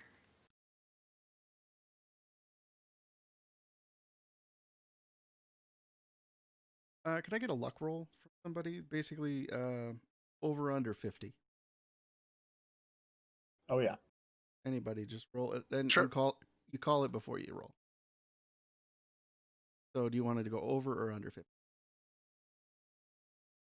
I can do it. Let's go under.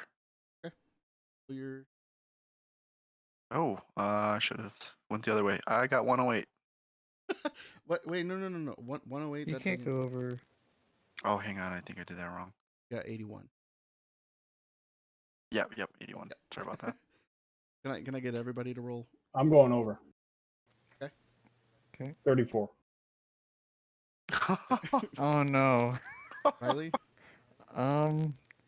So we had. You got this. Can I go evens or odds? No, you cannot. Okay, I'll go over. And it's 43. So Serious clearly right we now? don't have any luck. No, not at all.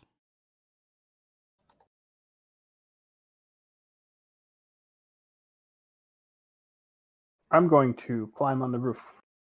Climb on the roof. Okay. Yes. From outside. Yes. Can you jump 9 feet? I'm athletic. He's very athletic. He's a Kansas karate master. Listen to me, boys. I've had special training from the United States Secret Operations. I go out to where the window is boarded up, and I rub my hands together to keep them warm and well circulated. And I make an attempt for the roof. Do it. Let's do it. What kind of role are we doing here? Athletics. Athletics.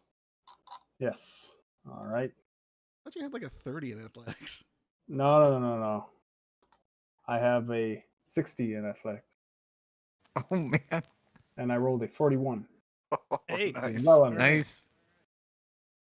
You scramble. His and vertical is huge. you use the window that's boarded up from the outside as like leverage to try to get up there. Mm-hmm. And Nice. as you roll up on top, you realize that it's only slightly inclined, but it's not much taller than you thought it was. Okay. really no room for an attic in a incline as slight as this. What's the state of the roof? Does it It's look like snow covered. Yeah, that's right. Oh gosh, I forgot about that. Oh, this was a waste of energy. Okay. Did anyone bring like a granola bar or something? I'm getting kind of hungry. I think there was food in the kitchen. Oh. Check the fridge.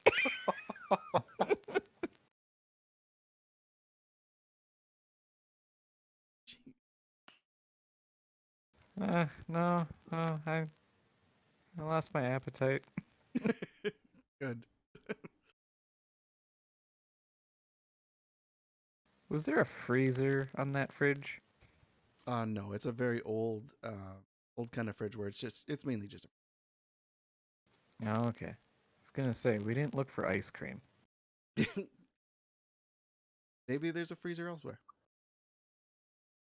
Yeah, the whole Oh. outside. Yeah. Did we look underneath the rug in the main room? I don't remember. Okay, I'm gonna do that. So would that be a search? No, you Roll. can just remove the rug. Okay, all right. Under the rug reveals a door set into the floor itself. Amusingly, Of course. it too has a placard. It reads "The Basement." There's a hole where a handle should be. Hooking a finger into it, pulling doesn't seem to help. You'll need something that can insert into the slot that'll help you lift the door. Additionally, there's a keyhole, and it doesn't seem to be connected. Doesn't seem to be connected to the door at all. Rather, it sits adjacent to the placard. So we're still missing a key then, probably. I'm going to try the attic key just for completion's sake. And it'll sit in the lock, but it will not turn. And I'm Does gonna not turn. call. Okay. I'm gonna call. Harold? What's Andy's character? Yes, Harold. Harold. Harold, inside from outside roof, with his hook. Oh yes. What is it? I jump down into the snowpacked earth and run back inside. Okay. The body part snowbank? No, he went up the other side. He didn't want to fall into a butt. Oh. Okay. Oh, a trapdoor. We're gonna put the meat hook in there and we're gonna pull really hard. That sounds about right. Okay. You put the meat hook in, and and as you pull, you feel it kind of click, and lift up. Yes. The stairs down into the basement are dark and dusty. Creep horribly, ominously even. The basement is small, more of a cellar dug into the dirt than anything else. It's a sight, to be sure. There's a workbench, a locker against one wall, a tarp on the floor, and very, very little else. Walls are stacked with brick to keep out the dirt, and they must be as old as the cabin itself. Maybe this space would have been used to keep chilled food, maybe because certainly it's that cold down here. The heat from the rest of the house doesn't seem to penetrate.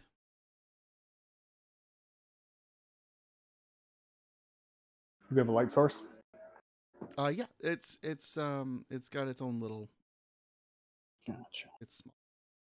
Gotcha. All right. Are there any? So there's stairs, tarp on the floor, Yep. a workbench. Yep, and a locker against the wall. We're opening the locker. Open in the Yeah. locker? Mm-hmm. Yeah. Does it have a lock? It's a metal locker locked by a simple padlock. If you want to investigate further, you'll have to find some means of opening it. Or you'll need a means of opening it. Is I mean, it just a? meat hook all the things? Andy. Is it protected? Well, we'll get there. Is it protected by Is it have like a keyhole, or is this one that has a number like a dial? It's like a number and a dial. It looks kind of cheap. Hmm. Is that rifle still upstairs? It is. I'm getting that. Oh. Okay. Everybody, cover your ears. God. It's gonna be loud. Just for fun, can we do a firearms check? Oh yeah, I'm pretty sure I know how to use this thing. Says the karate master from Kansas. Uh-huh. Firearms. 60. Oh, Gotta keep in I mind, suppose he's from Kansas. I've got military training. I passed basic. Oh, I mean, Gotcha. it was 20 years ago, but I did it. fair enough. All right. So I'm doing a little firearms here. Make sure its safety's off, loaded, pointed away from any 38. Hey, nice. Okay. Very nice. You destroy the lock. Ha! Would you like? I assume it probably just falls open. Neatly arranged on the rows of shelves inside the lockers are pieces of human bodies. Arms, legs, and bits of torso are organized categorically. It's hard to tell how many people are in this locker how many people this locker contains. Curiously, the skin of many of these pieces seems to be flayed from the flesh and pulled back. Oh. Well, that's not what you want. Can I get a search? My search is horrible. From You don't have to search. Does Harold? everybody have a horrible search, by the way? Mine's 20. So Yeah. I'll give it a shot. Let's see what we get. Everybody's 20? Yeah. There's your problem. There's your problem right there. I don't care who you are. That's funny right there. 61. So Ooh. I failed. 42. Hold on. Come Riley- on, Harold. Riley, you have 10 in a cult, 86. right? Ugh, God. Riley, you have Yeah. 10 in a cult, right? 10. Yep. Yeah, take off that 10 in a cult and add it to your search. Anybody that has 10 in a cult, add it to your search instead. Doesn't help. Yeah, it wouldn't help me, but Well, I mean, because then you would... yeah, random rolling my PC. Yeah. Out of the pregens, maybe is the flaws in that plan are kind of exposed here. That's a good point. Okay. All right. You guys have investigated the lock? So it was filled with So- more dead body parts. Oh, yeah. These ones were flayed. Yeah. Obviously, he ran out of room in the fridge, so he had to put them somewhere cold. Yeah. Yeah. Actually, wait, can I get a forensics check from somebody? Oh, haven't used that one yet. They have it. I don't even have a forensic score. I've got Yeah. a whole 20. I've got nothing. So Everybody has a come base of 10. on, Well, 20. Base of 10 for at least every. I'll try. Oh, I got 93. Ooh, 85. okay. All right. I got a 9. Them some flayed up parts. Those some laid up parts. Okay. Other than the locker in this room, there is the tarp on the floor. There's the I'm workbench. curious the about the tarp. The tarp is either going to be like parts pit or Attic. spike trap or attic. Yeah. I'm going to tug at a corner of the tarp and see what, if anything, is underneath. I should have read this, but the tarp lays on the floor opposite the bench. It's covered in a dried Icarus substance. And Oh, more ichor. isn't that great? Yeah. When you remove it, underneath the tarp on the concrete floor is the phrase carved in repeatedly, hundreds of times in all caps: "Need better stories." Oh boy. Carved in the concrete. Mhm. It doesn't look like it was drawn when wet. It looks like it was like chiseled or It was chiseled, yeah. okay. So he put some work into that.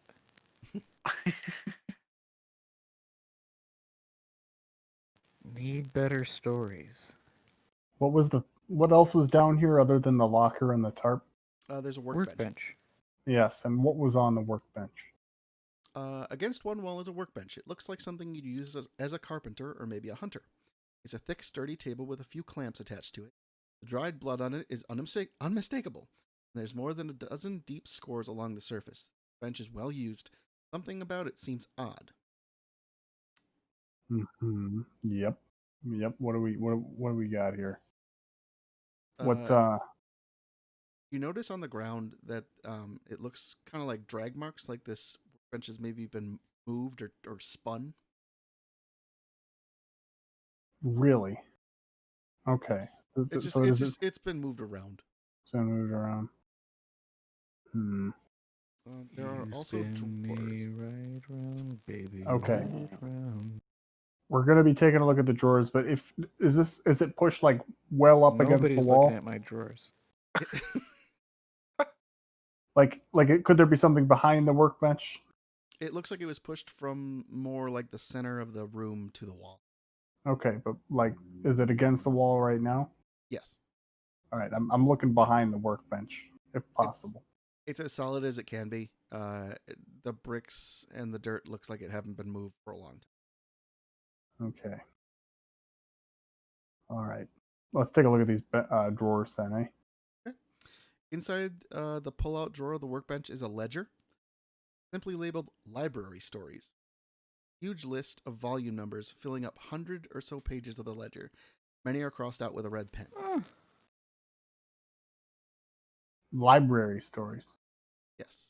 Are these stories he got like inspiration from the library, or are these stories about a library? I don't know. You do remember from going through the bedroom that there is a room called the library. That's true.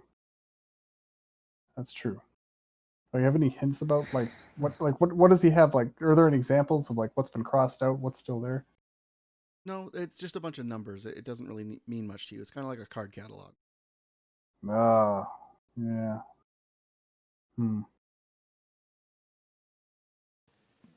What you got there, Harold? Seems like he has a ledger of ideas for library stories. Or maybe there's stories in the library. I'm not very literate.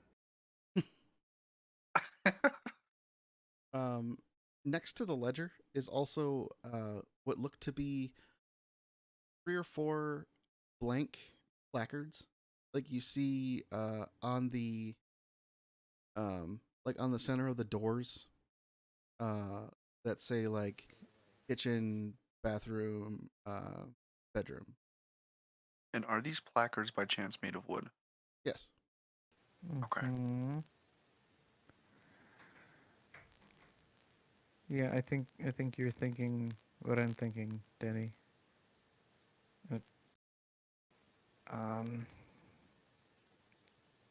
If okay, so I haven't seen the placards yet, but You were asking him about what he saw, so you would have. okay, fair enough. Yeah. So they look identical to the placards on the wall. Yep, they're just blank. I want to go. No, that doesn't make sense either. God, and there's no other.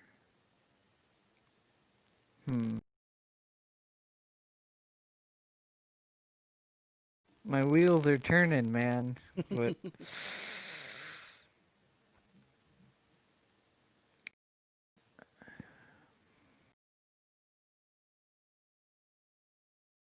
so my thought was we could substitute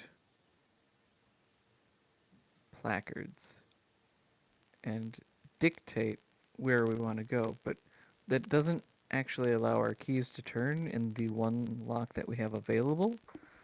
So I'm still thinking we're missing other locks. Maybe we need to more thoroughly search. Like, did we look in all the? Did we scour the kitchen enough? I don't know. Yeah, that's a good point. Are there drawers in the kitchen that we didn't look through yet? Yeah, just kind of rehash our already treaded territory. Let's just turn this place upside down. I'm going Got it. upstairs We're to do going that. to the upside down. Yes. I'm going to go in the kitchen and just start checking every drawer. We just tearing the thing open like I'm looking for a Watch cup out that I for can't find. paper. Watch out for. You look around the kitchen. Most of the drawers and doors in the kitchen are fairly empty. Hmm. It's almost like he doesn't have a lot of silverware or anything. Doesn't seem like he has much. This is definitely the Bachelor. All right. What do we Wow, jeez. Kitchen's pretty bare. All right. No, the living room's pretty bare. Point to the rug. Pun intended. Real. I'm sorry, couldn't help it. Come on. I'm sorry, I'm in a murder cabin, okay? Gotta break the tension somehow. Oh, what about the bedroom? Yeah, you looked under the bed. I guess Are there any I'd like to get closets a or description. drawers or anything like that? The bedroom is very small. It's basically, Okay. as they said, like 2 closets, he two said. closets kind of put together. So there's like room for a bed and just some. Okay. Anything? Oh, let's see. So the wallpaper treatment. Yeah. Is there anything discernible there that would provide any further information? Diagrams, They seem like occult markings. seem very weird much symbols. rambly. Okay, mostly text or Yeah. pictographic. It's all almost all text. Jack was a writer, Okay. so Yeah. Okay, that makes sense. I do don't you want to look? feel like reading another one of his. I say you don't want to novels. look closer at those.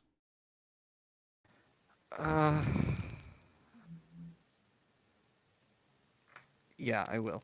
Okay. One figure that you notice seems fairly constant through a lot of these ramblings is somebody called the Storyteller. He seems to be the one clear thread. While these pages are pulled from at least 3 different stories involving unrelated characters, the Storyteller is the figure that remains constant. Specifically, there's an emphasis on either meeting the Storyteller or having just met the Storyteller. The pages don't really describe anything that happened in these meetings. The storyteller. Kind of like what Jack was doing in these various visions we had. Yeah. Kind of almost a director type of figure. Does it go into any detail regarding how Jack interacted with the storyteller? No, no detail on how it's interacting or like the stories that he told so much. No, just more like what. I guess I'm thinking like if his experience kind of mirrored ours, where he's just such a passive figure in the storyteller's situation. No, his stories they vary widely. Not necessarily even involving him. The other thing that it comes up a lot is the library. That he needs to keep going back there to find. Okay, so we've got a reference to a library. We've got a ledger where information is crossed out that appears to be referencing some sort of library.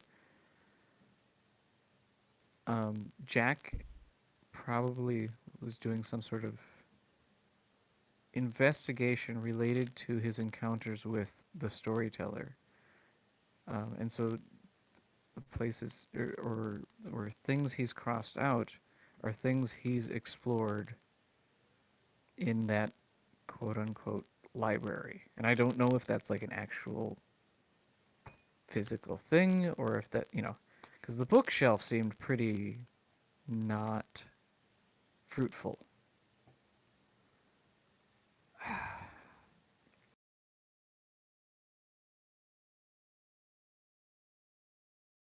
Sorry, Zuko. Say again? Zuko was just had to jump up in my lap while I was streaming and wanted to lick my arm.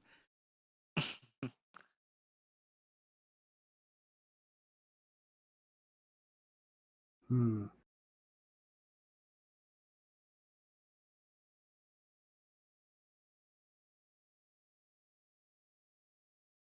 Well, Okay, so I don't know if you guys want to jump in and help me rehash. We've got Jack's meetings with a nebulous, faceless entity called the Storyteller. yeah. References And to a he's- library. A ledger with markings and some sort of reference numbers or what have you. Keys that seem to belong to rooms in the house that don't exist. Yeah.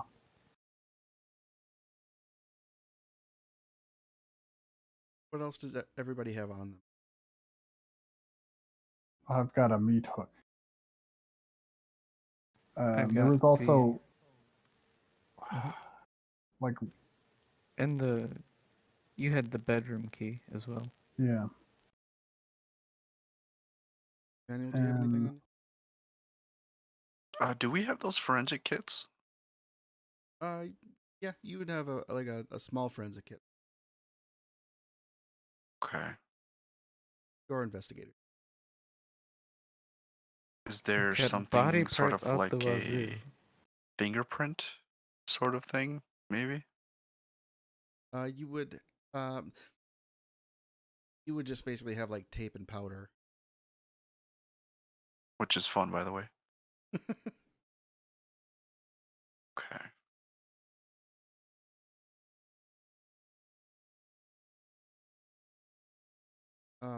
What have you all found that you could?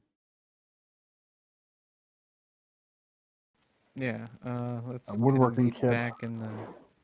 Yep, I've got the woodworking kit, the paper repair manual, the attic key. We've got this weird ledger of library stories. What about the pieces of paper we found in the... that we bagged and tagged in, like, the kitchen?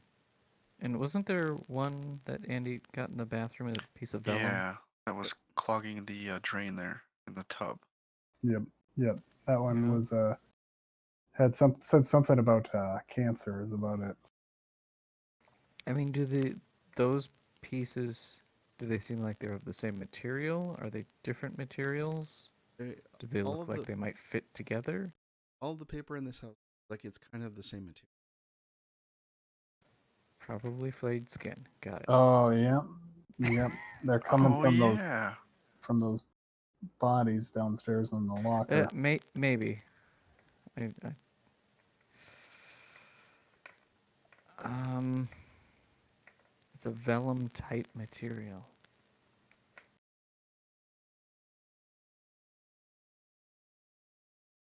See, Tarp and the engraving saying we need better stories.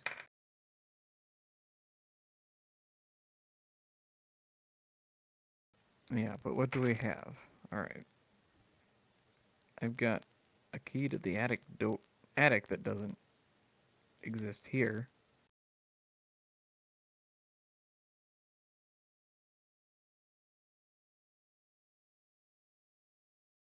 Oh, still the placards.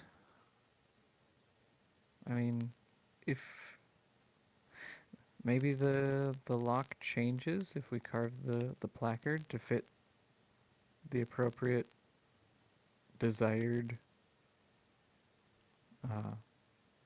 place to travel. So if we carve a door to the attic. You know, a placard to the attic. We do have a wood carving kit. Yeah. Yeah. All right. Let's. I mean, how many of these placards do we have? Do we have enough for half a dozen or three? Or You have like 4. Okay. Well, I'm going to go down to the workbench and secure one of the placards in the vise on it, and I'm going to use the carving tools to carve the word attic into it.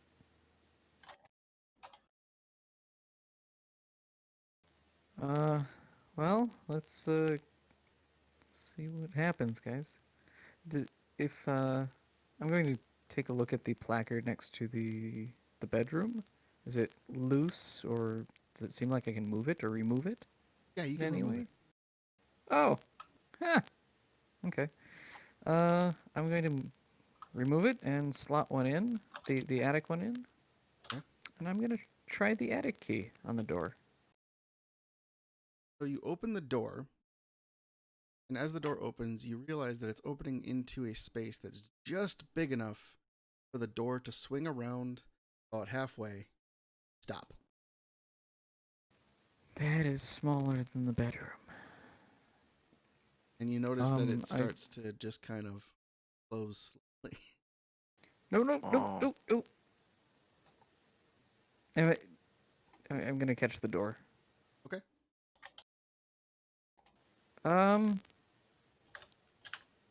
Fellas. Then we make our way over to the door and see what Yeah. was discovered. So, Exactly what'd you what it find? was.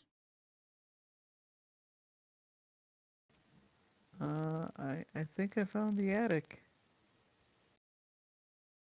What is it?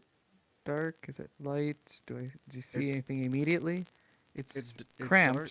It's dark, and it's literally big enough for the door just to swing out and get about halfway open, and that's it. Hmm. Oh shit. What in the hell? Anyone got a light?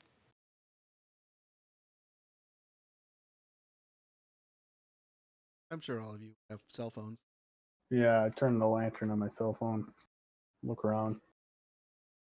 The room is literally the size of the door, and it's only big enough for it to open. That's all.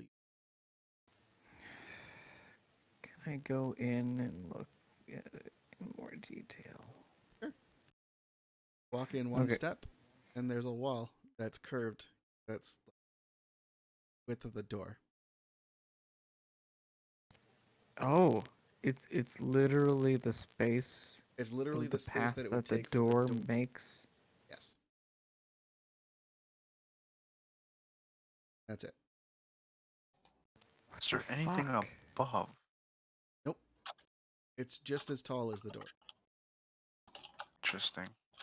Is it like wood walls, or is it like blackness? Like what's It's just the barrier? a solid, smooth wall. It feels solid when you touch it.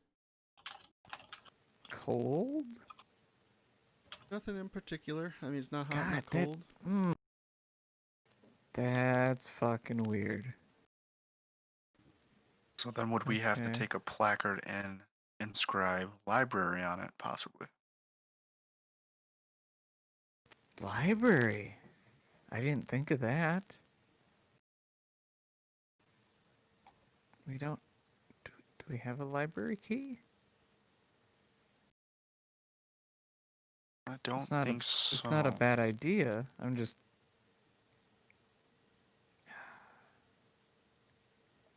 I'd like to search the minuscule space that is the attic, just for completion. Can I say I actually thought you were putting in the other key.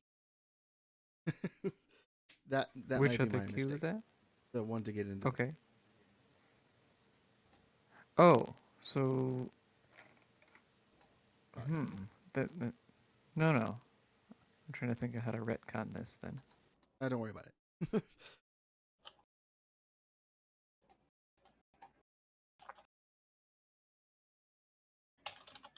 Sorry, that was my fault. No, we can easily retcon the. Oops, I gave him the wrong key. Yeah, that'll work. I'd like to try the attic key. When you put in the edit key, it goes in but does not turn. God damn it.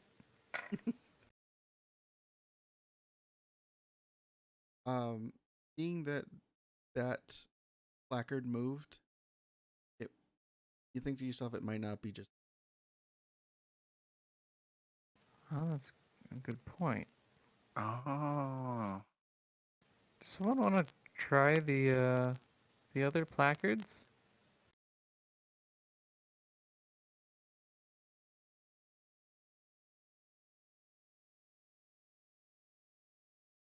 Harold, Denny? I'm confused at how these work. What? I replaced the placard, So yeah, I'm thinking and if the you space replace the changed placards, behind it. yeah, based on what's there, will change the room. Possibly. Allegedly. Can we try? Well, I mean, there's an easy way to test this. We could try the attic placard on another placard spot. Oh yes. If we get the same space, we know that it's at least static to the name, or basically your designation matches the Right. where you end up. If it changes, we know that it's not necessarily the placard, but it could be the portal itself, meaning the door.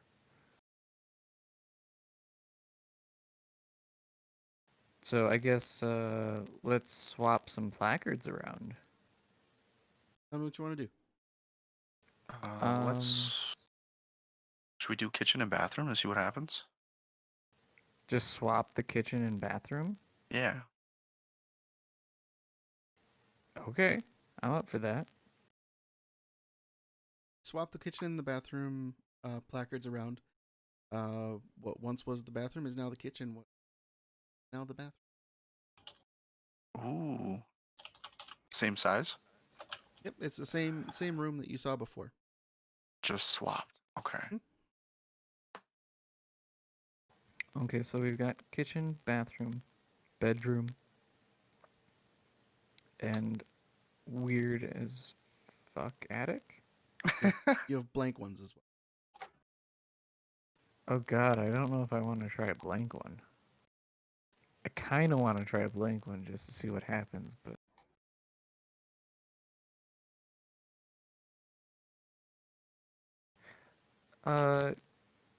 Harold, can you look at that ledger and see is it just numbers, or like could someone describe for me that? Yeah, we take a second look at that. It's simply labeled library stories. Huge list or volume of numbers, filling 100 or so pages of the ledger. Many are crossed off with a red.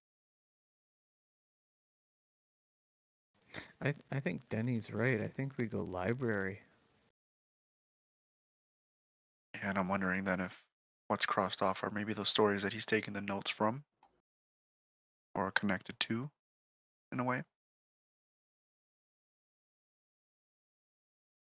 Yeah, or is it like floors in the library?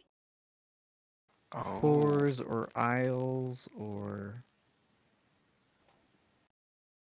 like I'm thinking like Dewey Decimal System, Mm-hmm.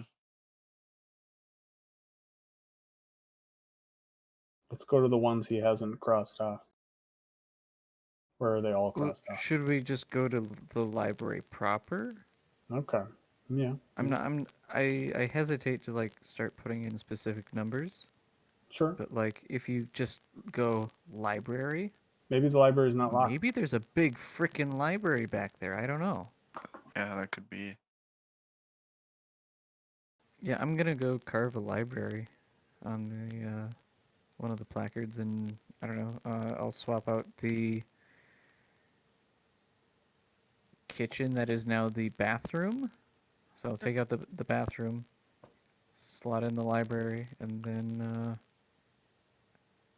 crack open the door. Okay. It's a sprawling library in the purest sense of the word. The doorway you've come from appears to be set into nothing. From all directions, spread around are all the floors and shelves and floors and shelves, floors and shelves, and stairs and shelves, overhangs and nooks and alleys of nothing but books. Endless. No real architectural pattern or reasoning. There's no real distinguishing features or landmarks, like a world populated only by tomes of indecipherable age. On the ground at your feet is a length of knotted rope. It meanders outwards deeper into the library. Whoa. Okay. Harold, do you want to take point on this one? Yeah. This That's is it. you've got the map. Here's the territory. Good to go. Yeah. Let's just I mean, do we see what's So the the rope is I will say that the rope is there for a reason. yeah. It's so you Yeah. don't freaking get lost. It's like Journey to the Center of the Earth stuff. Right, You know. right. Dropping breadcrumbs. Yeah. Or in this case, body parts. Oh, thanks a lot for that. I guess we could just follow it. Sure. So Wanna follow? part of me is slightly concerned with all of us going into the space at once. I don't want to split the party, mind you. Yet on the other hand, like, part of me thinks protocol would be to make sure that someone's got an anchor point in air quotes reality, whatever that is. You listen here, Janelle. I'm not leaving you here and then coming back and finding you all chopped up in the backyard. All right. I don't leave. I'm not going to stand for it. So This guy jumps at us. We're gonna Denny, it stay in a is pack. then. Yeah. Yep. So I'll stay behind. Oh, Near the entrance, so to speak. And then you guys go because Harold's got the map. He's got the book. Perfect. I don't like this. okay. Now, does the map have like any like indications of like what the different sections of the library are for? No, not really. All right. Is Well, it just numerical? and we've got the ledger, right? Do the numbers seem to line up? You can't really tell, I guess. We'll have to actually get into the library, Andy. All right. This is- I'm proceeding into Yeah. the library. Okay. Are you following the rope? Heck yeah. First book you come across where it's knotted says Russell Knight. There are huge gouges that mar this book. The cuts are very deep. Night. Also, as a quick aside, is it spelled N-I-G-H-T or K-N-I? K-N-I-G. Okay. Just curious for a horror writer to be named Night. Yeah. Seems- The rope does continue. so there's gouges out of the book. And what are the contents? Any? Most of the contents are like you can't really tell much because the gouges actually go through the pages. And Oh. a lot of stuff is ripped. And who's Okay. the author of this one? It doesn't say any author. All it says on the front is Russell. Russell. No, the Okay. guy was Jack Knight, correct? Correct. Yep. This must be one of the weird family members that he had such issues with. Possibly his father or brother. Could be his brother. Yeah. That's what I was Sure. thinking. Oh. Oh boy. Okay. All right. Oh. Keep going, I guess. We proceed. The next knot you come across is at a book that is pulled out, and it on the cover it says Garrett Knight. Oh. Okay. A biographical history of someone named Garrick Knight contains no publishing information on the inside cover, but there is a handwritten scrawl in a permanent marker saying, "I'm sorry." The text covers the entire history of life of Garrett, including inconsequential moments, written from a weird perspective and tone, both emotional and clinical all at once. Does it give any indication what relation Garrett might be to Jack, or vice versa, or the same thing? This is a giant tome. You get the idea Yeah. that Garrett is actually Jack's brother. Is it like legit life biography, like the complete history of birth to death type thing? So you go through the book, and the first like half of it is very much full pages and everything like that. And you get to a point where there's just nothing on any of the pages as you keep going back to the back. So you kind of page back through to where you start seeing text, and you see that it's actually live being put into this book. And it's talking about Holy shit. kind of talking about what's happening right at this very moment. Okay, close that book. Two spoopy, five me. Now, the one thing that I haven't actually done in any of this today is normally you'd be taking sanity damage, but I may have just glossed over that, so we'll just gloss over it for the rest. Okay. Would you like to? There's plenty of time for sanity loss later. The rope does keep. So wait, whose life was the book about? That was Garrett Knight, Okay, which was Jack Knight's brother. I see. And that story's not finished yet. Yeah, I was going to ask, like, are the other tomes labeled? Like, if I grab a random one off the shelf? Yes, they'd be Is labeled there- with just a name of somebody that you've probably never heard. Okay. This library does stretch on for seemingly ever.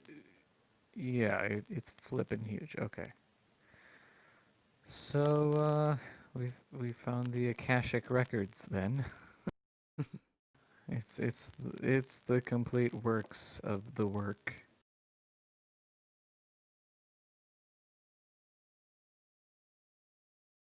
Yeah. We're going to suppose proceed. Yeah, keep going. I mean, he's done all the work for us. Are there reference numbers? Like, can we correlate the there are ledger reference that? numbers, but the numbers are in such great the amount of each number is so great, and the organization does not make sense to you. Like, they're not in a number order; they're in some other order that somebody must be able to figure out. Hold on a minute. Hmm. That book that was all ripped up. Yes. I ask Janelle, do you think if you read through that manual, you might be able to repair this book? Oh. I will say that book, like, the contents were marred, and a lot of it was just completely missed. I don't know. Harold's thinking all that. Yeah, I guess maybe if I had pieces to repair with, but I didn't see any fragments to, try and glue back together or what have you.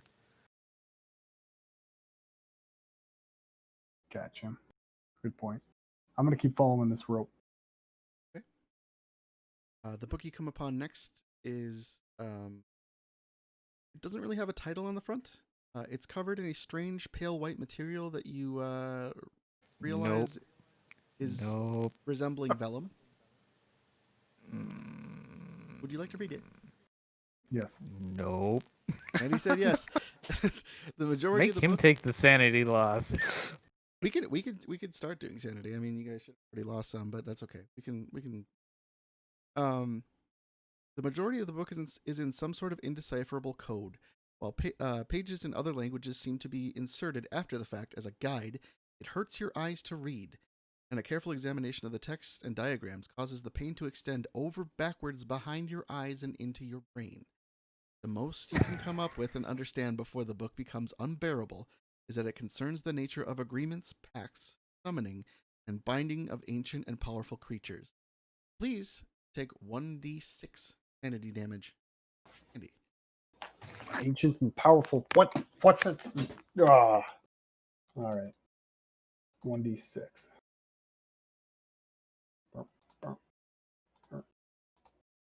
All right.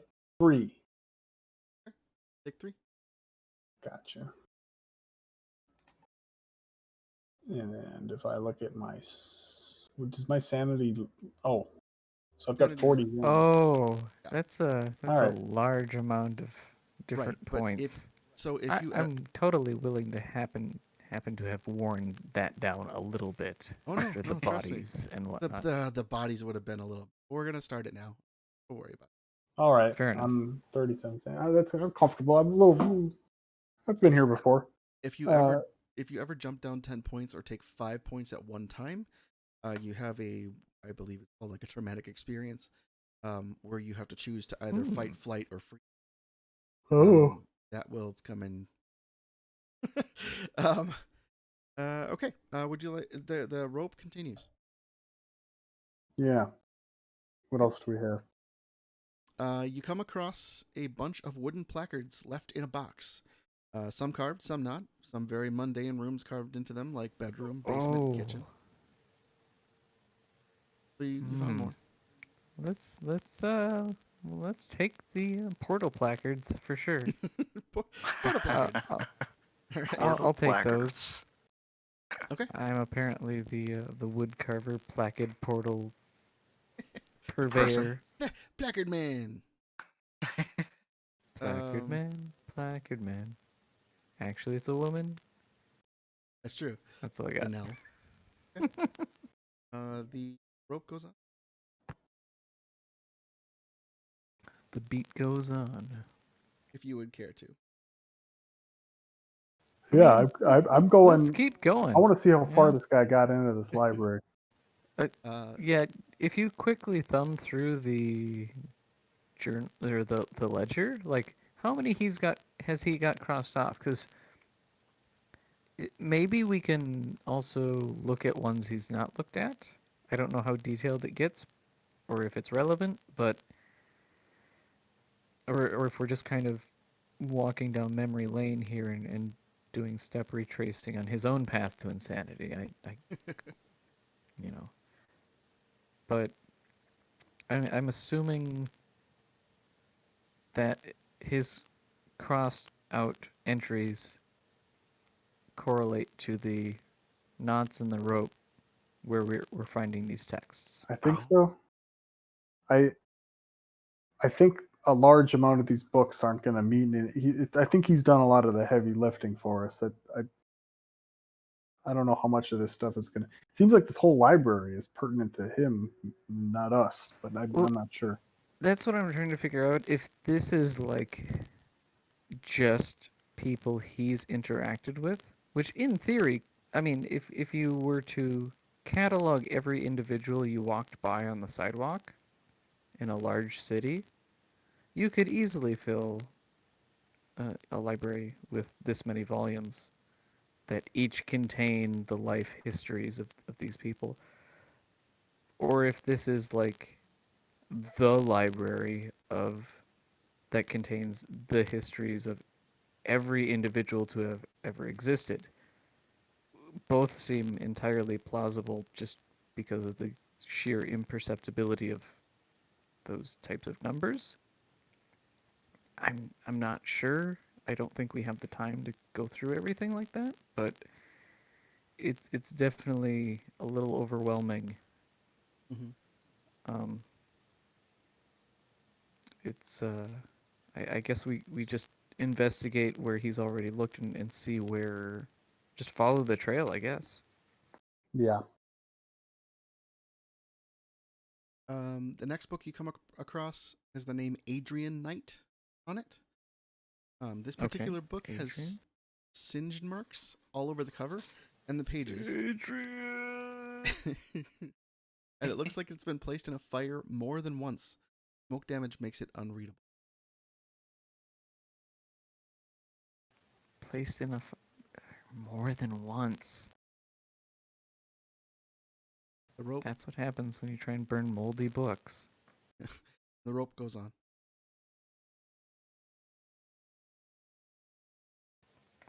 Okay, so Adrian Fire. Got it. We proceed. Finally come to the end of the rope, and there is a knot. You look, there's one single book on the shelf. It is titled Jack Knight. Oh, shit. The pages of this book have all been torn out and replaced with new ones. There's a few short pages, all handwritten. They contain ramblings about a vastness and emptiness that exists somewhere, or maybe somewhen. The raving script attempts to explain this location, often referencing its beauty. Towards the end of the text, there's descriptions of an inhabitant of this. The text is fawning with lots of purple prose describing an inhabitant, but nothing to explain who or what it might be. The very last page contains only 2 lines of text, one above the other. Bottom line is a series of symbols that almost hurt to look at. Above it, scrawled 2 words in quotations, the attic.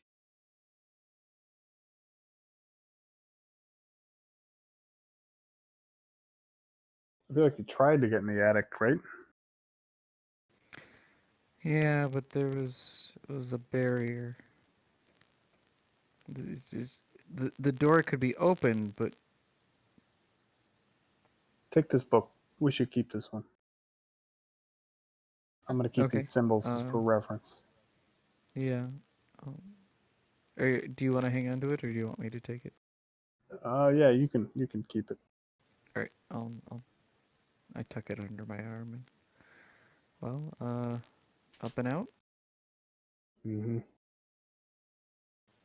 All right. I think we're gonna follow the rope back, and hope the rope goes back to where it came from. The rope does go back to the door that you came in from. And Jenny is waiting by the door. Approximately, from Denny's perspective, Yeah. how long have we been gone? Like, A few minutes. I guess. Mm, It doesn't seem like you've been gone an oddly long amount of time or anything. okay. So he's not like sitting there going, "God, you guys, you've been gone for like 3 days." No, nope. Okay, no major time discrepancy. Okay. Also weird, but all right. As you get close to him, everything goes black for all 3 of you. Oh, come on. When you wake up, you realize that you're all in chairs in a semicircle. You're bound, you're gagged, cannot move. No, that's good. And there's Jack Knight, Oh, good. not looking super happy. Says, none of you could cut it. None of you could make a better story. None of you could do any better than I could. What is this shit? Done better in the past. Really thought that you were going to be different this time. Maybe it's time I help that process. And he walks over to Denny. And he takes out a knife. And you see him carve into the bottom right under his chin. Pull up the skin and start carving words into his skin. Emmanuel, please take a d6 of sanity damage. The rest of you take a d4. Okay. Okay. It's another 3. All right. Down to 6. I took the whole 4. Emmanuel, we're gonna handle you in a second. You took 6. Rip. Nice knowing you. I also want you to take a d6 of damage. Sorry, a d4. That's that d6. D4 plus 1.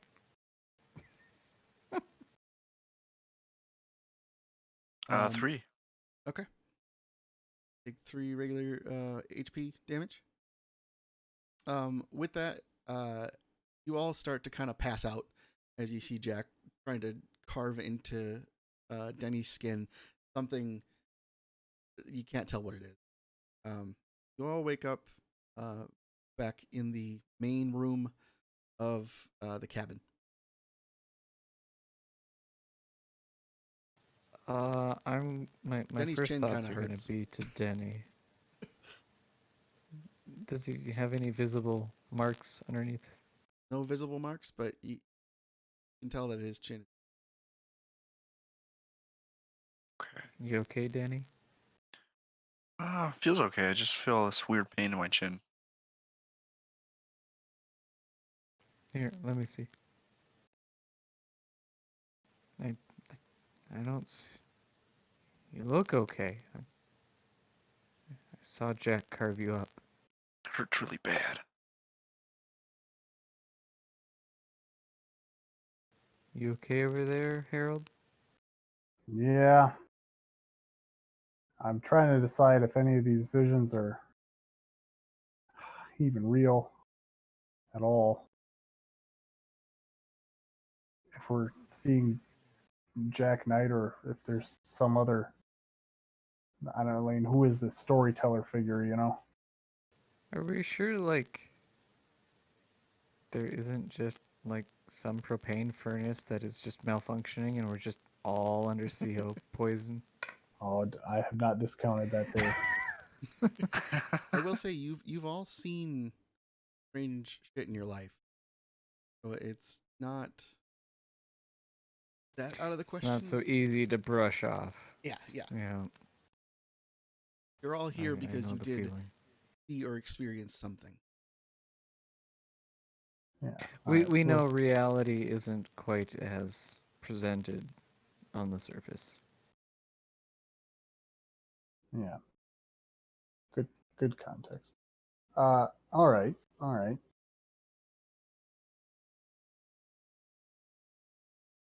a little. Sorry. Yeah, I'm a little compelled at the symbols that were in that book. Okay. Wondering, like, maybe how many placards do we have to spare? You have a whole box now. Yeah.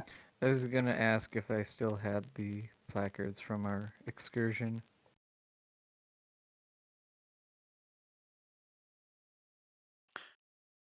So what if you take one of those and inscribe that number, or was it symbols, underneath where it said attic in quotation marks? Yeah, I'm okay with that. Oh. I feel like there's a connection there for some reason. I guess I'll. So, Harold gave me the book.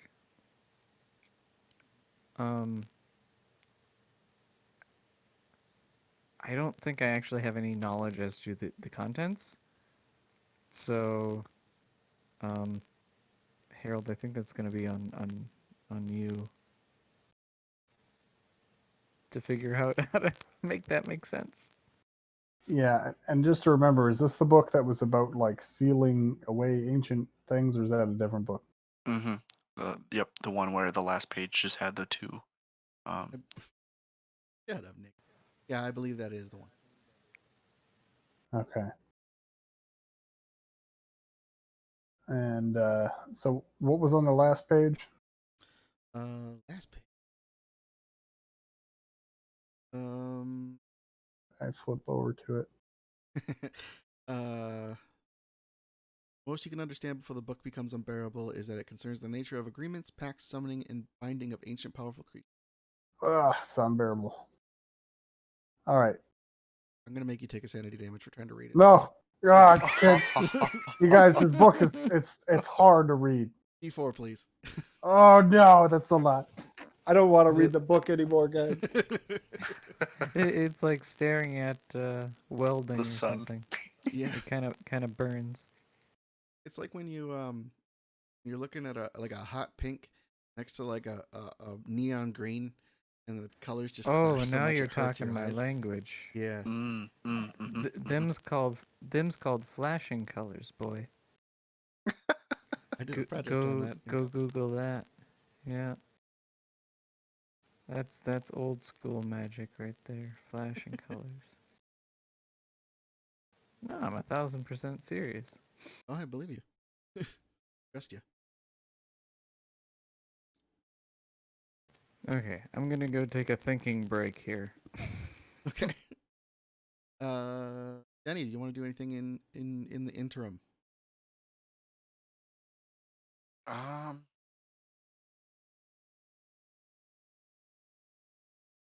If I read the book, Want to read that same book? no.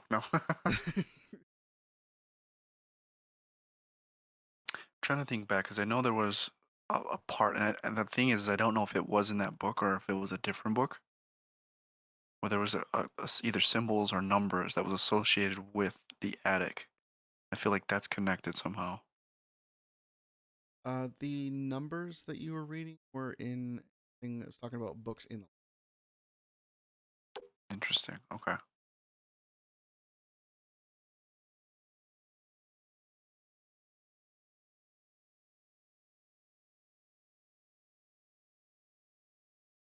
Yeah, I'm not too sure at the moment. I would think about what you guys all have, as usual. Gotcha. Yeah.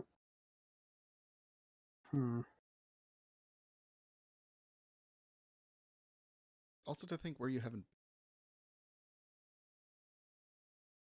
The attic. Didn't we get something about a portal? Or am I This is crazy? true. Sorry. What was it that we picked up? Oh, Where? the extra placards. Yeah. Oh yeah. Okay. Never mind. Yeah, we've got. It seems like we've got potential. I think my hesitation is, where do we want to pull the trigger and burn one of these? Oh yeah. Well, I I will mean, say you have a not whole saying box we don't. full. Yeah, not saying the resources aren't there, and it's you know, literary wise, it's basically inexhaustible. But realistically, I don't want to be too conservative, but I don't want to be too greedy. All right, so we've delved the library and we've opened up the possibilities here. Mm-hmm. What other places? We tried the attic. That makes zero sense. I'm not satisfied with the attic resolution. That's freaking weird. I feel like there's something missing there, but I'm willing to let it go for now. Is I there do feel as though that there is something missing with the attic. Yeah. I mean, and I honestly did, aside from that prompting, because it's that, I don't know. The attic was weird, guys. That's not what I was expecting. Yeah. Kind of introduce that into dialogue proper instead of metagaming the whole thing.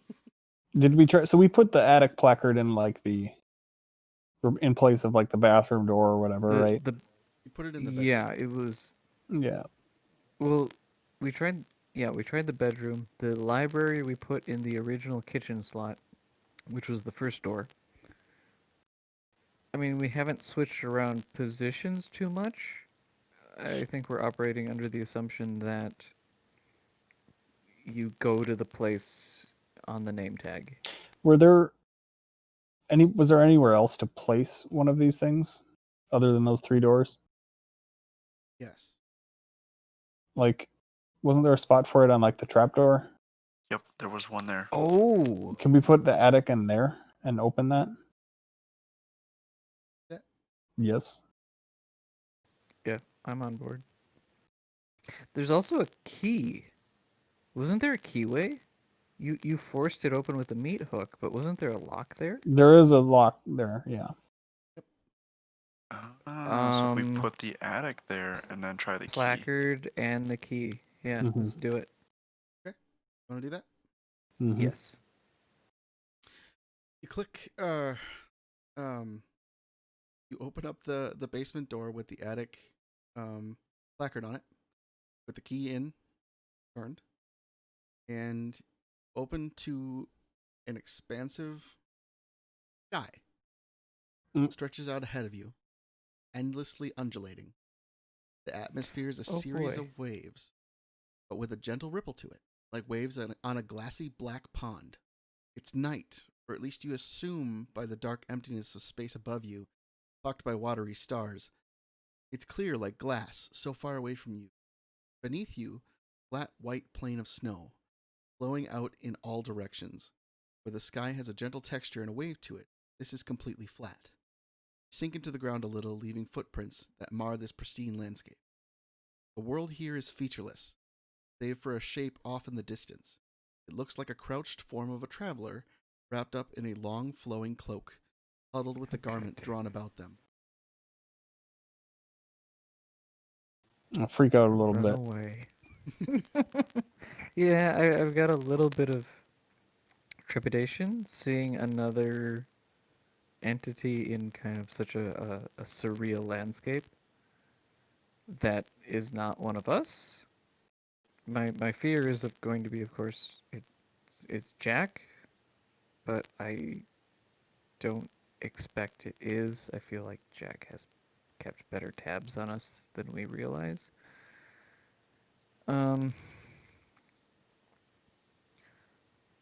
I probably stare at it for a while, swallow, and then cautiously make one step towards it, the figure. One. Just the one. Just I'm testing waters. I want to know if this thing sees me. I want to be prepared if there's a reaction. Doesn't move.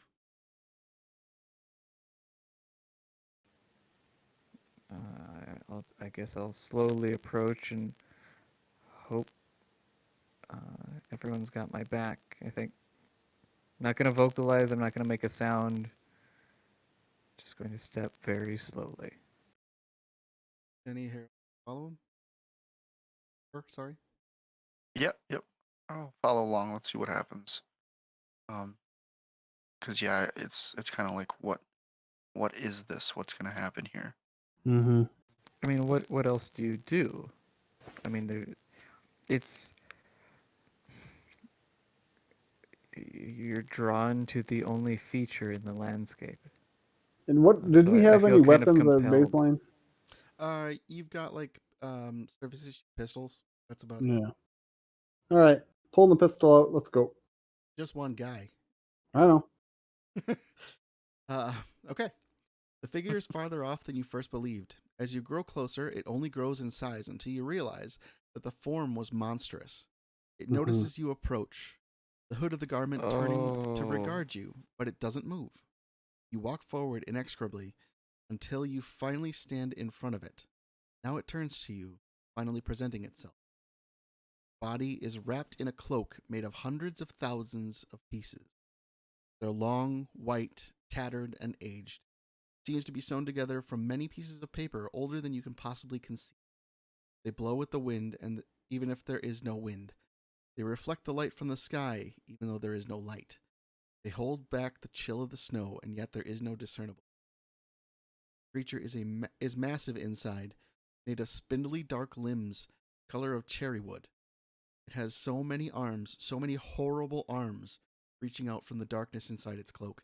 Reach out and land softly in the snow around you, forming pillars, like a makeshift cage, or maybe just a pleasantly columned gazebo. It's impossible to know as there's no visage to look onto, nothing to gauge a reaction, or at least not one that you understand. The hood of the cloak hides a face of many galaxies, swirling stars and gases, of emptiness and yet crammed full of something, of the essences of space, of time. You can feel it regard you in the way that galaxies burn, in the ways that stars twinkle, in the way that a tiny universe hums inside the cloak. It bends its face down to you, and it screams at you in a voice quiet as a mouse, yelling and whispering all at once, in a voice so terrible and thunderous. The noise of it is deafening, and a murmur so quiet as to focus all understanding into this one terrible pinpoint of communication. It speaks precious few words. Tell me a story. What do you want to do? Oh shit. Once upon a time, You want to tell a story? I don't know. I'm gonna let. Let's, I'm gonna let. Yep. Keep going. Don't stop. Yeah, don't stop. I'm gonna. Okay, go for it. Tell me a story. Oh no. Once upon a time there was rooms in a house, and you can go through portals through it. If anyone else wants to help. Yes. And 3 adventurers entered the house, Hold on. and they went home safely to their families and never went back. Danny, could I get a persuade check from you? Oh God. Sure. All right, so mine is at 60.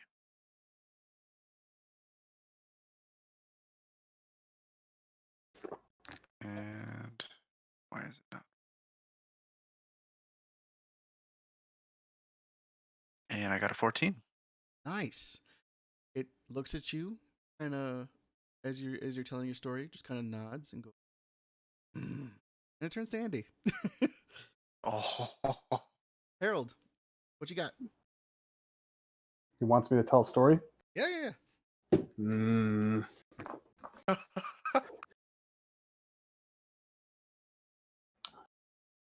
Well, let me tell you the story of my people.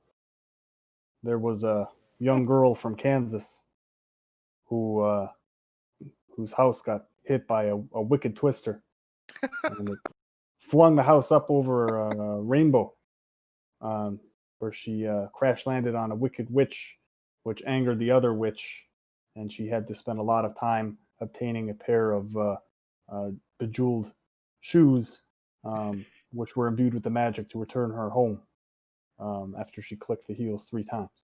Okay. Get a persuade. Mm-hmm.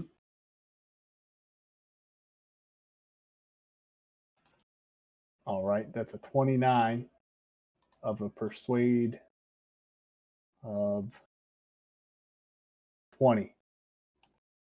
Oh, I'm not very persuasive.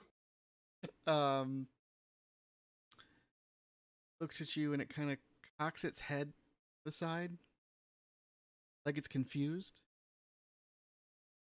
And all at once, with speed that you've never seen before, I should say that Janelle and Denny had never seen before. It flays your skin off your bones. Oh my goodness. And it flays the skin off the body, complete with words underneath. The skin ages thousands of years in a second, becoming a thin white sheet, which it sews into its cloak. Riley, tell me a story.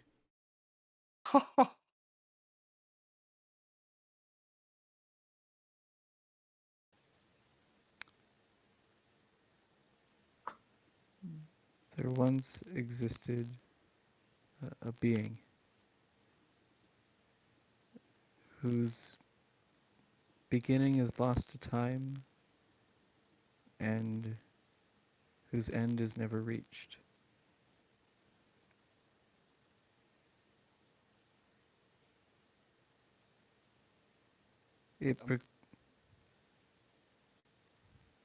Say again? Yeah. No. I want to tell the story though. Sorry. And whose end is never reached. Continuously growing and evolving and changing through time. The many facets of consciousness hurtling through worlds and dimensions and time and space that the entirety of it is so difficult to perceive.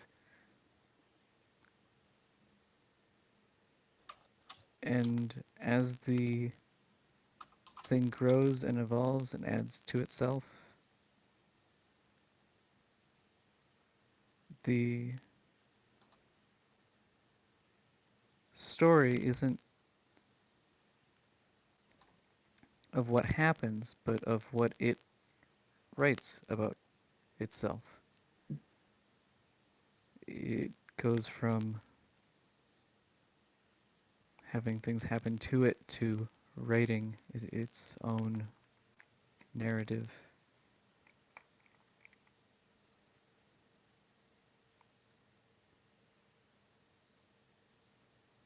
I don't know. I'm just gonna roll at this point. That's fine. We are at 37 below a 50. Nice. Odds? God, enough of it was communicated. Oof. And it also. Oh, one sec. And it flays you. No.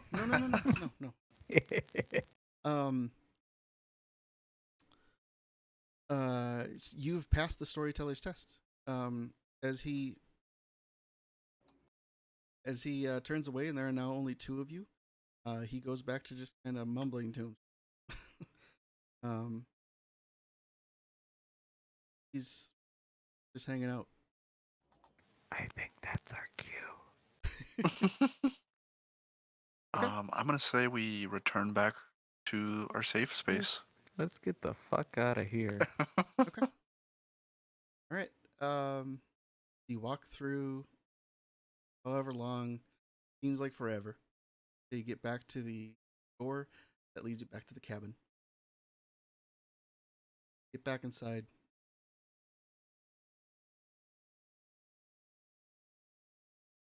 Full cabin.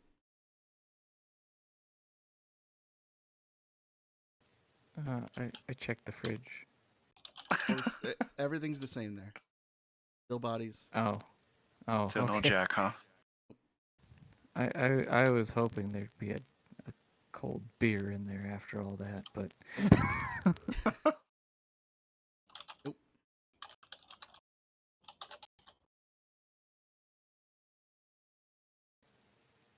well, I don't think we caught Jack. Denny. I don't think so. I think he slipped through our fingers.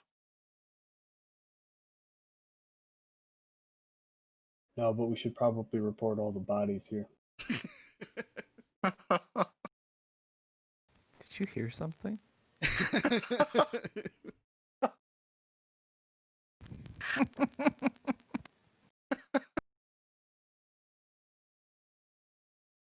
Yeah. So I checked to see if we have cell signal. no, you do not have cell signal. Fuck. When's our rendezvous with the extraction? There is a van waiting at the bottom. You mean we gotta fucking walk again? Yeah. God, they don't pay me enough. That's gonna end it. You two walking out. As you walk out, you do notice that you see meant in the house.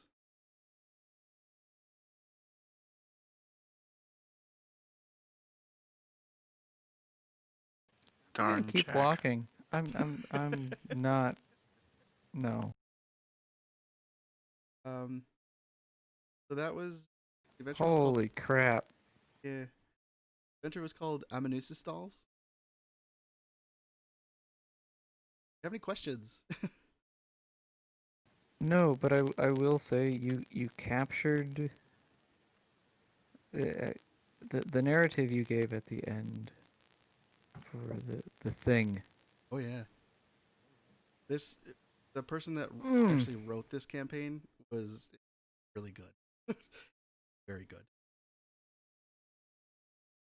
I just bring I'll take 2 of whatever she's having.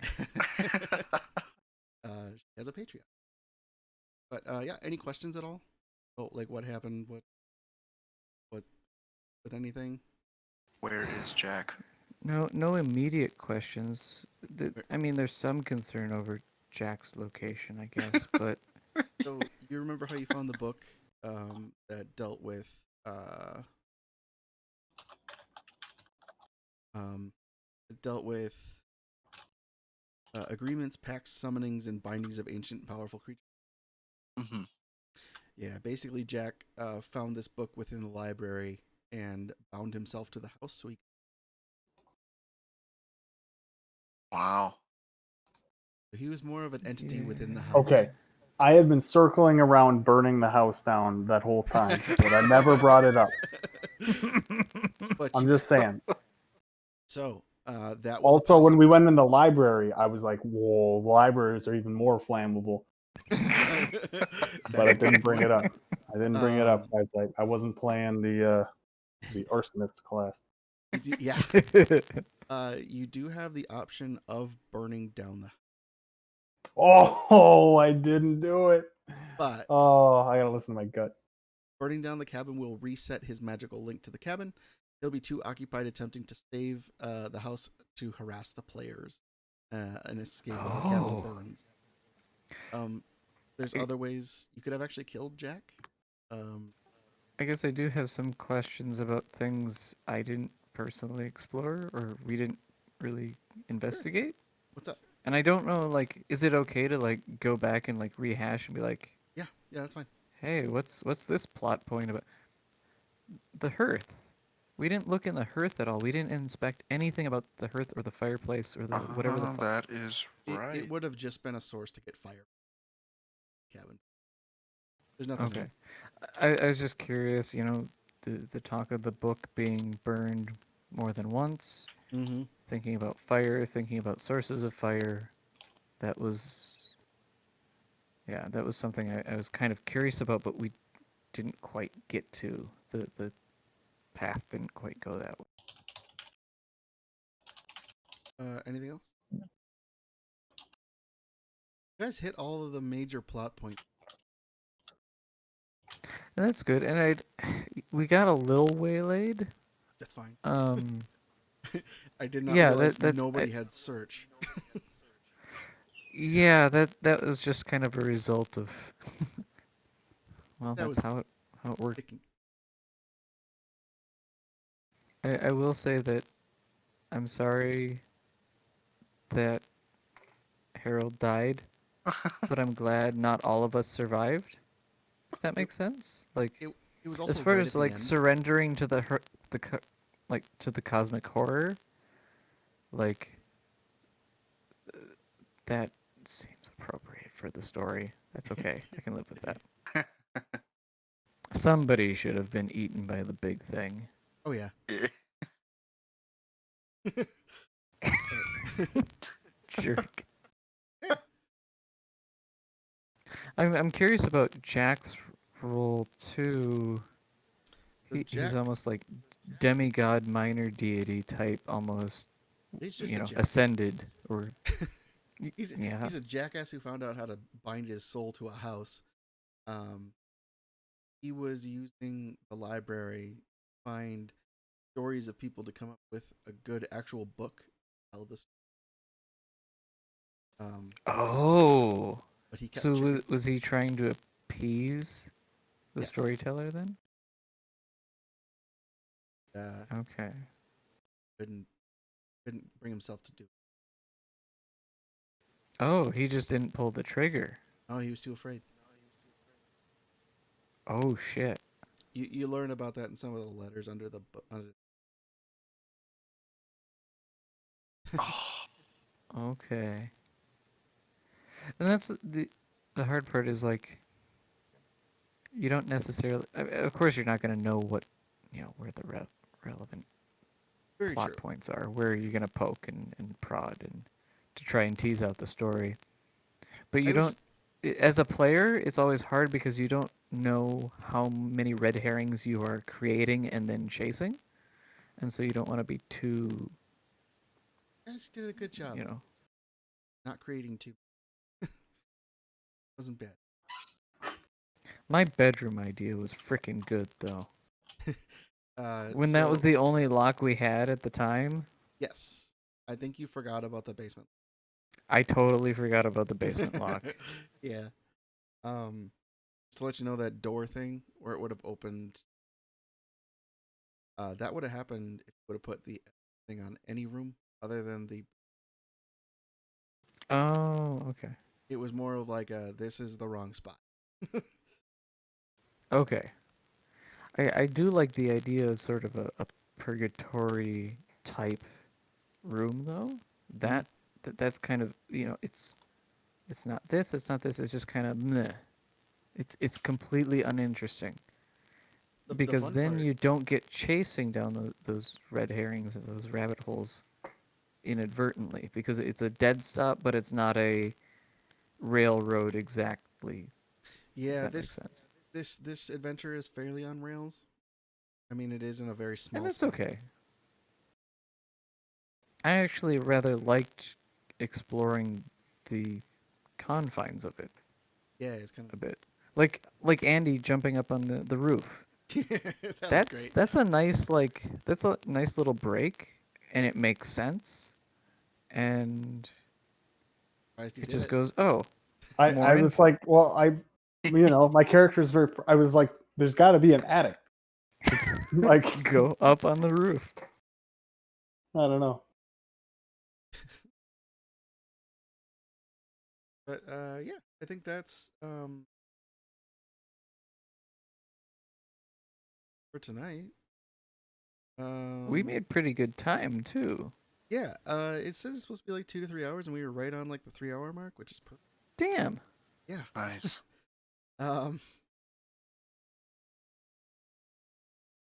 All the watching, we made some. Sorry, this won't apply to manual right. But we're gonna go raid a great board gaming channel.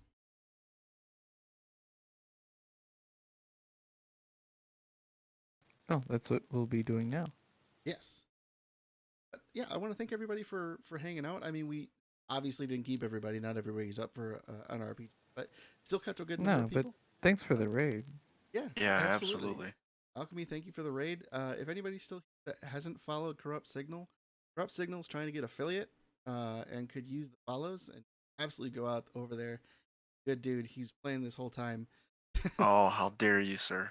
But he's looking for some follows to put that affiliate trade, and I would really appreciate it. Wouldn't mind. But yeah, we're gonna go raid, and I hope you all have a wonderful night. It's Thursday, right? Mm-hmm. I think. Yes. Yes. Yep. So we're just gonna everybody have a good Thursday night. Enjoy your night.